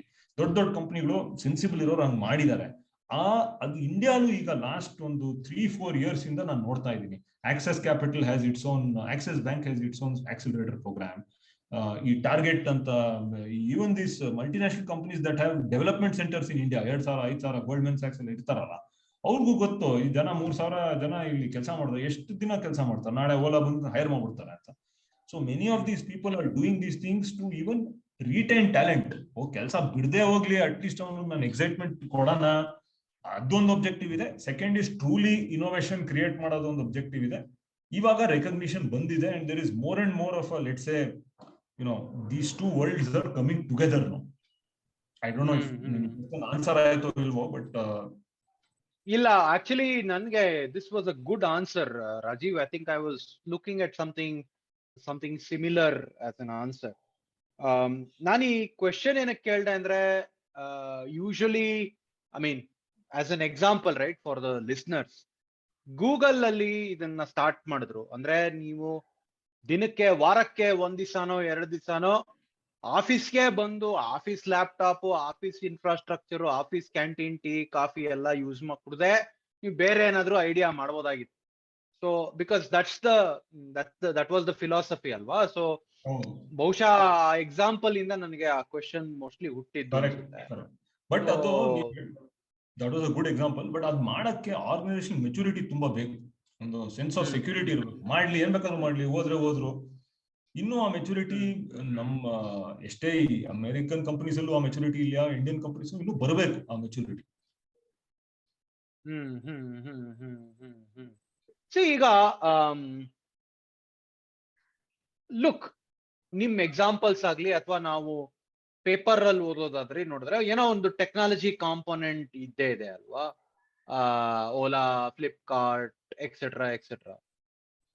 ನಮ್ಮ ಜನಕ್ಕೆ ಸಾಮಾನ್ಯವಾಗಿ ಗೊತ್ತಿಲ್ದಿರೋ ಅಂತ ನಾನ್ ಟೆಕ್ನಾಲಜಿ ಸ್ಟಾರ್ಟ್ಅಪ್ ಬೆಳೆದು ದೊಡ್ಡದಾಗಿರೋ ಏನಾದ್ರು ಎಕ್ಸಾಂಪಲ್ಸ್ ಇದೆಯಾ ನಿಮ್ಮ ಹತ್ರ? Do you have any examples that you can talk, or is that a senseless question because today everything needs technology?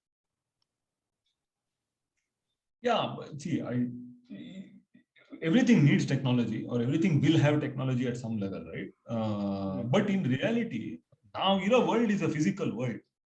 We don't live in this virtual world. Everything we consume are real products, everything is real stuff around us. Technology enable ಮಾಡಬಹುದು. ನಾನು ಈಗ restaurant ಹೋದ್ರು, ಇವಾಗ Covid ಅಲ್ಲಿ ಅವರು scanner ಇಟ್ಟಿರ್ತಾನೆ, technology enable ಆಗ್ತಿದೆ. But ನಾನು ಸ್ಕ್ಯಾನ್ ಅಲ್ಲಿ ಆರ್ಡರ್ ಮಾಡ್ಬಿಟ್ಟು ಫೈನಲಿ ಒಂದು ಊಟ ಯಾವನೋ ತಂದು ಕೊಡ್ಬೇಕು. There are real food that is being made. So there are absolutely lots of businesses that may use technology, but they are not really tech businesses. You have big basket at the right. Big Basket ತಗೊಳ್ಳಿ, it is tech enabled, but is a technology business? Definitely not. ಒಂದು website ಇದೆ, customer order ಮಾಡಕ್ಕೆ, ಆ website ತುಂಬಾ ಚೆನ್ನಾಗಿ ಮಾಡಿದ್ದಾರೆ ಅವರು. Behind that is all process. ಎಷ್ಟು ಪ್ರಾಸೆಸ್ ಮಾಡಬೇಕು. ಓನ್ಲಿ ಥಿಂಗ್ ಇಸ್, ನಾನು ಮುಂಚೆ ಹೇಳಿದ್ನಲ್ಲ, the business model is set up for scalability. ಅಂಗಡಿಗಳಿಲ್ಲ, ಸೊ ದಟ್ ನೀವು ಸ್ಟಾಫ್ ಬೇಕಿಲ್ಲ, ರೆಂಟ್ ಬೇಕಿಲ್ಲ. ಸೊ ಆ ತರ ಬಿಸ್ನೆಸ್ ಮಾಡೆಲ್ ಸ್ಮಾರ್ಟ್ ಆಗಿ ಇಟ್ಕೊಂಡಿದ್ದಾರೆ, ಅವ್ರ ಪ್ರಾಫಿಟಬಿಲಿಟಿ ಬೆಟರ್ ಇರುತ್ತೆ. So I think, for example, Big Basket is a very good example of according to me, it is a non-tech business, right? For all grocery items of a household need, ಅವರು ಅದನ್ನ consolidate ಮಾಡಿ ಒಂದು super ಅಂಗಡಿ ಮಾಡಿದ್ದಾರೆ. ಅಂಗಡಿ ಇಲ್ಲ ಅಷ್ಟೇ, back end ಅಲ್ಲಿ ವೇರ್ ಹೌಸ್ ಇಂದ ಮೆಟೀರಿಯಲ್ ಕಳಿಸ್ತಾರೆ. ಅವ್ರು ಏನ್ ಕ್ರ್ಯಾಕ್ ಮಾಡಿದ್ದಾರೆ ಅಂದ್ರೆ, ಎಷ್ಟು ಫಾಸ್ಟ್ ಆಗಿ ನಿಮಗೆ ಕಳಿಸ್ತಾರೆ. ಬೇರೆ ಬೇರೆ ತರ ಪ್ರಾಡಕ್ಟ್ಸ್, ಯು ಕ್ಯಾನ್ ಇಮ್ಯಾಜಿನ್, ಪರ್ಕೆ ಹಾಲು ಎರಡು ಒಂದೇ ಆರ್ಡರ್ ಬರುತ್ತೆ. ಅದನ್ನ ಮಾಡೋದು ಅವ್ರ ಇನೋವೇಷನ್. ಪರ್ಕೆ ಹಾಲು, ಬಟರು, ಮೊಟ್ಟೆ ಪ್ಲಸ್ ಒಂದು ಬ್ಯಾಟ್ರಿ, ನೀವು 9 ಗಂಟೆ 9:30 ಆರ್ಡರ್ ಮಾಡಿದಾಗ ನೆಕ್ಸ್ಟ್ ಡೇ ಬರುತ್ತೆ. It is tech enabled, but it is not tech, it is process behind it. So ಈ ತುಂಬಾ ಇ ಕಾಮರ್ಸ್ ಬಿಸ್ನೆಸ್ಗಳು actually to me are not tech businesses, they are tech enabled businesses. ಇನ್ನೊಂದು ಬೇರೆ ನಿಮ್ದು ಏನಂದ್ರೆ, consumer brands ಇದೆ ನೋಡಿ, coffee chains, then there is no technology about them, right? Or restaurant chains, so those are of course more going to classic businesses. But if you find a small need, ee franchisee chainugala ideyalla, namdo Subway, the Indian variants of Subway, they are also good examples of non tech businesses. Got it. Actually ಇದಕ್ಕೆ ಅಂದ್ರೆ ನೀವು example ಕೊಟ್ರಲ್ಲ big basket. So ಇವಾಗ ಈಗ tech ನಾನ್ tech businesses ಇದೆ, tech enabled ಇದೆ, ಮತ್ತೆ pure tech businesses ಇದೆ ಅಲ್ವಾ? ಸೊ ಈ ತರ ಇರುವಾಗ, ಎಸ್ಪೆಷಲಿ ಟೆಕ್ ಎನೇಬಲ್ಡ್ ಬಿಸ್ನೆಸಸ್ ಇರುವಾಗ, ಅಲ್ಲಿ ಈ ಐಡಿಯಾ ಸಕ್ಸಸ್ಫುಲ್ ಆಗುತ್ತಾ ಅಂತ ಡಿಟರ್ಮಿನ್ ಮಾಡೋದು ಇನ್ನೂ ಕಾಂಪ್ಲೆಕ್ಸ್ ಆಗುತ್ತಲ್ವಾ? Something like take an example of Twitter ತಗೊಳ್ಳಿ. ಅಲ್ಲಿ the product self is the technology. So ಈ ತರ ಟೆಕ್ನಾಲಜಿ ಜನ ಯೂಸ್ ಮಾಡ್ತಾರೆ ಅಂತ ಗೊತ್ತಾದ್ರೆ ನಿಮ್ಗೆ, I mean if you figure that out, then you know what it is. But ಇಲ್ಲಿ ಸಮಥಿಂಗ್ ಲೈಕ್ ಓಲಾ ತರ ಬಂದ್ರೆ, ಒಂದು ನಿಮ್ಗೆ ಓಲಾ ಹೆಂಗ್ ವರ್ಕ್ ಆಗುತ್ತೆ, ಅದಕ್ಕೆ ಬೇರೆ ಬೇರೆ ಸ್ಟೇಟ್ ಅವರು ಅದಕ್ಕೆ ಅಲೋ ಮಾಡ್ತಾರೆ ಓಡಿಸಕ್ಕೆ. There is driver, there is consumer, and there is related technology. ಇಷ್ಟು ಡಿಪೆಂಡೆನ್ಸೀಸ್ ಇರ್ಬೇಕಾದ್ರೆ, ಯಾವ್ದೋ ಒಂದು ವೀಕರ್ ಲಿಂಕ್ ಅಲ್ಲಿ the whole idea may go for a toss. The idea may be good, but it may not work in the real world. So ಈಗ as an investor ನೀವು ಆ ಥರ ತುಂಬಾ, ಅಂದ್ರೆ it's dependent on lot of factors ಇರೋದನ್ನ risk ಅಂತ consider ಮಾಡ್ತೀರಾ, ಅಥವಾ ಹೇಗೆ? How do you go about it? ಹೌದು, ನೀವು ಆಕ್ಚುಲಿ ತುಂಬಾ ಒಳ್ಳೆ ಪಾಯಿಂಟ್ ಹೇಳಿದ್ರೆ ವಸುಗಿ. ಸೊ ನೀವು ಎಕ್ಸಾಂಪಲ್ ಕೊಟ್ಟಿದ್ದಲ್ಲಿ, many of this tech enabled businesses, for example Ola is a tech enabled business, but ನೀವು ಹೇಳ್ತಿರೋದು ಎಕ್ಸಿಕ್ಯೂಷನ್ ರಿಸ್ಕ್ ತುಂಬಾ ಇದೆ. ಡ್ರೈವರ್ಸ್ ಪ್ರಾಬ್ಲಮ್ ಇದೆ, ಸೆಕ್ಯೂರಿಟಿ ಇಶ್ಯೂಸ್ ಇದೆ ಪ್ಯಾಸೆಂಜರ್ಸ್ಗೆ. ಸೊ ಅದೆಲ್ಲ poses some execution risk. Execution ಅಲ್ಲಿ many things can go wrong, ನೀವು ಹೇಳ್ದಂಗೆ. Where in a pure tech business like Twitter, ಅದ್ರಲ್ಲಿ ಏನಿದೆ ಎಕ್ಸಿಕ್ಯೂಷನ್, ಜನ ಒಂದ್ ಕಡೆ ಪ್ರಾಡಕ್ಟ್ ಬಿಲ್ಡ್ ಮಾಡಿ ಫುಲ್ ಮಾರ್ಕೆಟ್ ಮಾಡ್ಕೊಂಡು ಯೂಸ್ ಮಾಡ್ತಾರಾ ಇಲ್ವಾ, ಅದೊಂದೇ ರಿಸ್ಕ್ ಇರೋದು, ರೈಟ್? ನೀವು ಹೇಳೋದು correct. But investors like both businesses. VC investors ಎರಡು ಬಿಸ್ನೆಸ್ ಇಷ್ಟ, ಯಾಕಂದ್ರೆ ಎರಡರಲ್ಲೂ ಅಡ್ರೆಸಬಲ್ ಮಾರ್ಕೆಟ್ ಆಪರ್ಚುನಿಟಿ ಲಾರ್ಜ್ ಇದೆ. ರಿಸ್ಕ್ಸ್ ಬೇರೆ ಬೇರೆ ಇದೆ, ಐ ಅಗ್ರಿ. ಬಟ್ ಆ ರಿಸ್ಕ್ ಅನ್ನು ಅಡ್ರೆಸ್ ಮಾಡೋಕೆ ಬೇರೆ ಬೇರೆ ಟೈಪ್ ಇನ್ವೆಸ್ಟರ್ಸ್ ಇದ್ದಾರೆ VC ವರ್ಲ್ಡ್ ಅಲ್ಲಿ. So there are those investors who will invest in deep consumer businesses that are execution ಇರೋ ಬಿಸ್ನೆಸಸ್ ಅಲ್ಲಿ ಇನ್ವೆಸ್ಟ್ ಮಾಡ್ತಾರೆ. ಬಟ್ ಅವ್ರಿಗೆ ಗೊತ್ತು ರಿಸ್ಕ್ ಇದೆ, ಎಕ್ಸಿಕ್ಯೂಷನ್ ರಿಸ್ಕ್ ಇದೆ. ಬಟ್ ಬಿಕಾಸ್ ಆ ಮಾರ್ಕೆಟ್ ಆಪರ್ಚುನಿಟಿ ಎಷ್ಟು ದೊಡ್ಡದಿದೆ, ಆ ಪ್ರಾಬ್ಲಮ್, ನಮ್ ಟ್ಯಾಕ್ಸಿ ಪ್ರಾಬ್ಲಮ್ ನೋಡಿ, ದ ಪ್ರಾಬ್ಲಮ್ ವಾಸ್ ಅದೆಷ್ಟು ಡೀಪ್ ಇತ್ತು ಅಂದ್ರೆ, ಇನ್ವೆಸ್ಟರ್ಸ್ ಏನ್ ಅನ್ಕೊಂಡ್ರು ಗೊತ್ತು, ಚಾಲೆಂಜ್ ಇರುತ್ತೆ, ಬೇಜಾನ್ ಪ್ರಾಬ್ಲಮ್ ಆಗತ್ತೆ. ಬಟ್ ನಾವು ದುಡ್ಡು ಹಾಕ್ತಾನೆ ಇದ್ರೆ, ಬೇರೆ ಇನ್ವೆಸ್ಟರ್ಸ್ ಕರ್ಕೊಂಡ್ ಬಂದು ದುಡ್ಡು ಹಾಕ್ತಾನೆ ಇದ್ರೆ, ಕಡೆಗೆ ಪ್ರಾಬ್ಲಮ್ ಸಾಲ್ವ್ ಆದಾಗ the treasure chest, market leadership establish ಆಗತ್ತೆ ನೋಡಿ, ದಟ್ ಈಸ್ ವರ್ತ್ ವೈಲ್ ಅಂತ ಇದು. Similarly even in Twitter and all, while execution risk ಕಮ್ಮಿ ಇದ್ರು, ಅಡಾಪ್ಷನ್ ರಿಸ್ಕ್ ತುಂಬಾ ಇದೆ. ಜನ ಯೂಸ್ ಮಾಡ್ತಾರೋ ಇಲ್ವೋ, ಅದು ಮಾಡೋ ತನಕ ದುಡ್ಡು ಹಾಕ್ತಾನೆ ಇರ್ಬೇಕು, ನೀವು ಅದನ್ನ ಸಪೋರ್ಟ್ ಮಾಡ್ತಾನೆ ಇರ್ಬೇಕು, ಮಾರ್ಕೆಟ್ ಮಾಡ್ತಾನೆ ಇರ್ಬೇಕು, ಅದು ಇದೆ. And then of course there are businesses like ಇದು ವಾಟ್ಸ್ಆಪ್. ಅವ್ರೇನ್ ಜಾಸ್ತಿ ದುಡ್ಡೇ ರೇಸ್ ಮಾಡ್ಲಿಲ್ಲ, ರೈಟ್? ಬಿಕಾಸ್ ಅವ್ನು ಆಕ್ಚುಲಿ ಅಷ್ಟು ಇನ್ವೆಸ್ಟ್ಮೆಂಟ್ ಬೇಕಿರ್ಲಿಲ್ಲ. ನೀವು ಹೇಳ್ದಂಗೆ ಟೆಕ್ ವಾಸ್ ದ ಪ್ರಾಡಕ್ಟ್, ಅದೇ ಗ್ರೋ ಆಗೋಯ್ತು, ಟಕ್ ಅಂತ ಬಂದು ಫೇಸ್ಬುಕ್ ತಗೊಂಡು ಎಷ್ಟೋ ಬಿಲಿಯನ್ ಕೊಟ್ಟು ತಗೊಂಡ್ಬಿಟ್ರು. ಅದು ರೇರ್. $16 ನೋಡಿ, $16 ಬಿಲಿಯನ್. ನಮ್ಮ IT ಸೆಲ್ ಅವ್ರು ಕೇಳಿದ್ರೆ ಅವರೇ 17 ಕೊಟ್ಟು ತಗೊಳ್ಳೋರು. ಬಟ್ ಇರ್ಲಿ, ಅದು ಬೇರೆ ಡಿಸ್ಕಷನ್. ರಾಜೀವ್, ನಾವು ಈಗ ಸ್ಟಾರ್ಟ್ಅಪ್ ಕಲ್ಚರ್ ಅಂತೆಲ್ಲ ಮಾತಾಡ್ತೀವಿ ಅಲ್ವಾ. ಫಾರ್ ಎಕ್ಸಾಂಪಲ್, ಇಸ್ರೇಲ್ ಅಲ್ಲಿ ಕಂಡಾಪಟ್ಟೆ ಸ್ಟಾರ್ಟ್ಅಪ್ ಇದೆ ಅಂತ, ಕಂಡಾಪಟ್ಟೆ ಸ್ಟಾರ್ಟ್ಅಪ್ಸ್ ಇದೆ. US ಅಲ್ಲಿ ನೆಕ್ಸ್ಟ್ ಜಾಸ್ತಿ ಸ್ಟಾರ್ಟ್ಅಪ್ ಇರೋದು. Hello, by the way ಅರ್ಲಿಕಟ್ಟೆ listeners, Israel ಬಗ್ಗೆ ಒಂದು ಸ್ಪೆಷಲ್ ಪಾಡ್ಕಾಸ್ಟ್ ಮಾಡಿದೀವಿ, ಅದನ್ನ ಕೇಳಿಸ್ಕೊಳ್ಳಿ. ಅಲ್ಲಿ ನಾವು ಸ್ಟಾರ್ಟ್ಅಪ್ ಕಲ್ಚರ್ ಬಗ್ಗೆ, ಇಸ್ರೇಲ್ ಅಲ್ಲಿ ಸ್ಟಾರ್ಟ್ಅಪ್ ಕಲ್ಚರ್ ಯಾಕೆ ಜಾಸ್ತಿ ಇದೆ ಅಂತೆಲ್ಲ ಮಾತಾಡಿದೀವಿ. ಇರ್ಲಿ, ಶೋ ನೋಟ್ಸ್ ಅಲ್ಲಿ ಹಾಕ್ತಿವಿ ಅದನ್ನ. ಸೊ ಈಗ ಒಂದು ದೇಶದಲ್ಲಿ ಅಥವಾ ಒಂದು ಪಾಕಿಸ್ತಾನಲ್ಲಿ ಸ್ಟಾರ್ಟ್ಅಪ್ ಕಲ್ಚರ್ ಇಲ್ವೇ ಇಲ್ಲ, ಓಕೆ. ಸೊ ಇವಾಗ ಇಸ್ರೇಲ್ ಅಲ್ಲಿ ಯಾಕೆ ಅಷ್ಟೊಂದಿದೆ, US ಅಲ್ಲಿ ಯಾಕೆ ಅಷ್ಟೊಂದಿದೆ, ಬೆಂಗಳೂರಲ್ಲಿ ಯಾಕೆ ಅಷ್ಟೊಂದಿದೆ, ಗೌರ್ಮೆಂಟ್ ಇದ್ರಲ್ಲಿ ಏನ್ ರೋಲ್ ಪ್ಲೇ ಮಾಡುತ್ತೆ? Can you just explain that to us? Yeah. Actually Israel ಬಗ್ಗೆ ನನ್ನ ಪರ್ಸ್ಪೆಕ್ಟಿವ್ ಬೇರೆನೇ ಇದೆ ಮುಕುಂದ್. ಅದ್ ಹೆಂಗಂದ್ರೆ, ಸೊ ನೀವೇ ಬೇರೆ ಎಪಿಸೋಡ್ ಮಾಡಿದಿರ, ಅದಕ್ಕೆ ಹೋಗಲ್ಲ. ಬಟ್ ಕಲ್ಚರ್ ಇಲ್ಲ ರಾಜೀವ್, ನಾವು ಇಸ್ರೇಲ್ ಬಗ್ಗೆ ಎಪಿಸೋಡ್ ಮಾಡಿದ್, not Israel startup culture, but you can definitely mention your perspective about it. Okay. So culture ನಮ್ಗೆ ಹೇಳ್ತಾರಲ್ಲ, ಫಂಕ್ಷನ್ ಆಫ್ ಎನ್ವೈರನ್ಮೆಂಟ್ ಅಂತಾರೆ. ಇಸ್ರೇಲ್ ಅವರು by nature are ambitious people ಅಲ್ವಾ, ನಮ್ಗೆ ಗೊತ್ತು. ಅವ್ರು aggressive people, they're ambitious people. I mean, deep culture ಹೋದ್ರೆ we know how that culture was created, what their history was and all that. So ಅವ್ರಿಗೆ they have to, they are ambitious people, they want to, they very smart people also, right? But ಅವ್ರು ಏನ್ ಮಾಡಿದ್ರು, can they build up? Israel ಏನಿದೆ, ಚಿಕ್ಕ country, ಅದ್ರಲ್ಲಿ ಏನ್ ಮಾರ್ಕೆಟೇ ಇಲ್ಲ, right? So they always say every Israeli startup goes to the US is the valley. And ನನ್ನ ಪ್ರಕಾರ they have to go to the valley because there is no market. Israel ಅಲ್ಲಿ ನೀವು company ಮಾಡ್ಕೊಂಡು ಅಲ್ಲಿ consumer ಮಾರ್ಕೆಟೇ ಇಲ್ಲ. ಅದಕ್ಕೆ ಅವ್ರು ಏನಾದ್ರು, they always focused on deep tech companies, B2B companies, ಎಲ್ಲ ಆ ತರ ಕಂಪನೀಸ್ ಮಾಡಿದ್ರು. So it was a function of environment.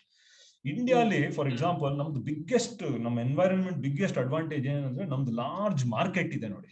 ಇಷ್ಟು ಜನ ನಮ್ದು ಪಾಪ್ಯುಲೇಷನ್ ಇದೆ. ನಮ್ಮ population is become hour strength, in the last 2 decades and at least for the next 3 decades. So ishtu doddu nam market irodinda, that according to me is one of the single biggest reasons namdu startup culture ಬಂದಿರೋದು. ಯಾಕಂದ್ರೆ ನೀವು ಏನೇ ಒಂದು product ಮಾಡಿದ್ರು, company ಮಾಡಿದ್ರು, ಹೆಂಗಾಯ್ತು ನಮ್ದು one of our early startups ಎಲ್ಲ ಫ್ಲಿಪ್ಕಾರ್ಟ್ ಎಲ್ಲ ಮಾಡೋದಲ್ಲ, ನೀವು ನೋಡಿದ್ರೆ ಸಡನ್ ಆಗಿ ಎಷ್ಟು ಜನ ಪರ್ಚೇಸ್ ಮಾಡ್ತಾರೆ, ಎಂಟೈರ್ ವರ್ಲ್ಡ್ ನೋಡ್ತಾರೆ. 30 ಮಿಲಿಯನ್ ಯೂಸರ್ಸ್, 300 ಮಿಲಿಯನ್ ಯೂಸರ್ಸ್ ಅಂದಾಗ, ಇಡೀ ವರ್ಲ್ಡ್ ಅಲ್ಲೇ there is no place except China that can say ಈ ಪ್ರಾಡಕ್ಟ್ 300 ಮಿಲಿಯನ್ ಯೂಸರ್ಸ್ ಇದ್ದಾರೆ ಅಂತ. ಇವತ್ತಿನ ಡೇಟ್ ಅಲ್ಲಿ ಇಷ್ಟು ದುಡ್ಡು ಇಂಡಿಯಾಗೆ ಬರ್ಬೇಕು ಅಂದ್ರೆ, why the world is chasing India? Primary reason is because of that market. The other reason of, I think, this startup culture ಅಂದ್ರೆ, ನಮ್ಮಲ್ಲಿ ಓವರ್ ದ ಲಾಸ್ಟ್ 30-40 years ನೀವು ತಗೊಂಡ್ರೆ, lot of our service companies in IT ಬಂದ್ರು. ಇವಾಗೆಲ್ಲರೂ ಬೈತೀವಿ ನಾವು, ಪಾಪ Infosys, Wipro, TCS ಅದೆಲ್ಲ ಏನ್ bore service ಕಂಪನಿಗಳು, ಸ್ಟಾರ್ಟ್ಅಪ್ ಅಲ್ಲಿ ಕೆಲಸ ಮಾಡ್ಬೇಕು ಅಂತಾರೆ. But they have forgotten that this bed rock of tech talent that was created, ಈ ಒಂದು ಕ್ರಿಟಿಕಲ್ ಮಾಸ್ ಆಗಿದೆ ನೋಡಿ, ಅದು ಬಂದಿರೋದು 40 ವರ್ಷದಿಂದ ಈ ಕಂಪನಿಗಳು ಬಿಲ್ಡ್ ಆಗಿದೆ. ಅಂಡ್ ಈ ಕಂಪನಿಗಳಿಗೆ ಗವರ್ಮೆಂಟ್ ತುಂಬಾ ಪ್ರಮೋಟ್ ಮಾಡಿದ್ದಾರೆ. SEZ, STPI ಟ್ಯಾಕ್ಸ್ ಬೆನಿಫಿಟ್ ಕೊಟ್ಟು ಈ ಕಂಪನಿಗಳಿಗೆ ಹೆಲ್ಪ್ ಮಾಡಿ, ಅವ್ರು ಹೈರ್ ಮಾಡಿ, ಇಂಥ ಸೂಪರ್ ಕ್ಯಾಂಪಸ್ ಮಾಡಿ, ಆ ಟೆಕ್ ಟ್ಯಾಲೆಂಟ್ ಬಂದು, ಆ ಸೆಕೆಂಡ್ ಜನರೇಷನ್ ಟೆಕ್ ಟ್ಯಾಲೆಂಟ್ ಬಂದಿದೆ ನೋಡಿ, ಅದು ಎಕ್ಸ್ಪ್ಲೋರ್ಡ್ ಆಗಿದೆ ಈಗ. ಆ second generation tech talent is driving the startup boom. That is the second big reason of our, let's say, startup culture. And why India is ನಾವೇ ಬರೀಬಹುದು ಇನ್ನೊಂದು ಸ್ಟಾರ್ಟ್ಅಪ್ ನೇಷನ್ ಅಂತ ನಾವು ಒಂದು ಬರೀಬಹುದು. 2ನೇ ರೀಸನ್. 3ನೇ ರೀಸನ್ ಸರ್, ಮೂರನೇ ರೀಸನ್ ಅದು ಹೇಳಲೇಬೇಕು ನಾನು. ಇಸ್ರೇಲ್ ತರ ನಾವು ಸಖತ್ ಸ್ಮಾರ್ಟ್ ಹುಡುಗರು ಸರ್, ನಿಮ್ಗೆಲ್ಲ ಗೊತ್ತು. We kill it, right? ನಾವು ಜುಗಾಡು ಅದೆಲ್ಲ ಗೊತ್ತಲ್ಲ, ನಾವು ಜುಗಾಡು ಅಡ್ಜಸ್ಟ್ ಮಾಡಿದೀವಿ. ನಾವ್ ಹೆಂಗೆಂಗೋ ನಾವು ಹುಟ್ಟು ಬೆಳೆದಾಗ ಲೈನ್ ಅಲ್ಲಿ ನಿಂತ್ಕೊಂಡು, ಬೋರ್ವೆಲ್ ಅಲ್ಲಿ ನೀರು ತಗೊಂಡು ಮಾಡಿದ್ರಿಂದ ಸರ್ಕಮ್ಸ್ಟೆನ್ಸಸ್ ಹ್ಯಾವ್ ಹಾರ್ಡನ್ಡ್ ಅಸ್. ಆ ಹಾರ್ಡ್ನೆಸ್ ಇದೆಲ್ಲ ಫೌಂಡರ್ಸ್ಗೆ. ಸೊ ಏನೋ ಚಾಲೆಂಜ್ ಇದ್ರು ಅಡ್ಜಸ್ಟ್ ಮಾಡ್ಕೊಂಡು ಮುಂದೆ ನಡಿ. ಅದು ಒಂದು 3ನೇ asset. These are the 3 reasons why India startup legacy is there and it is here to stay.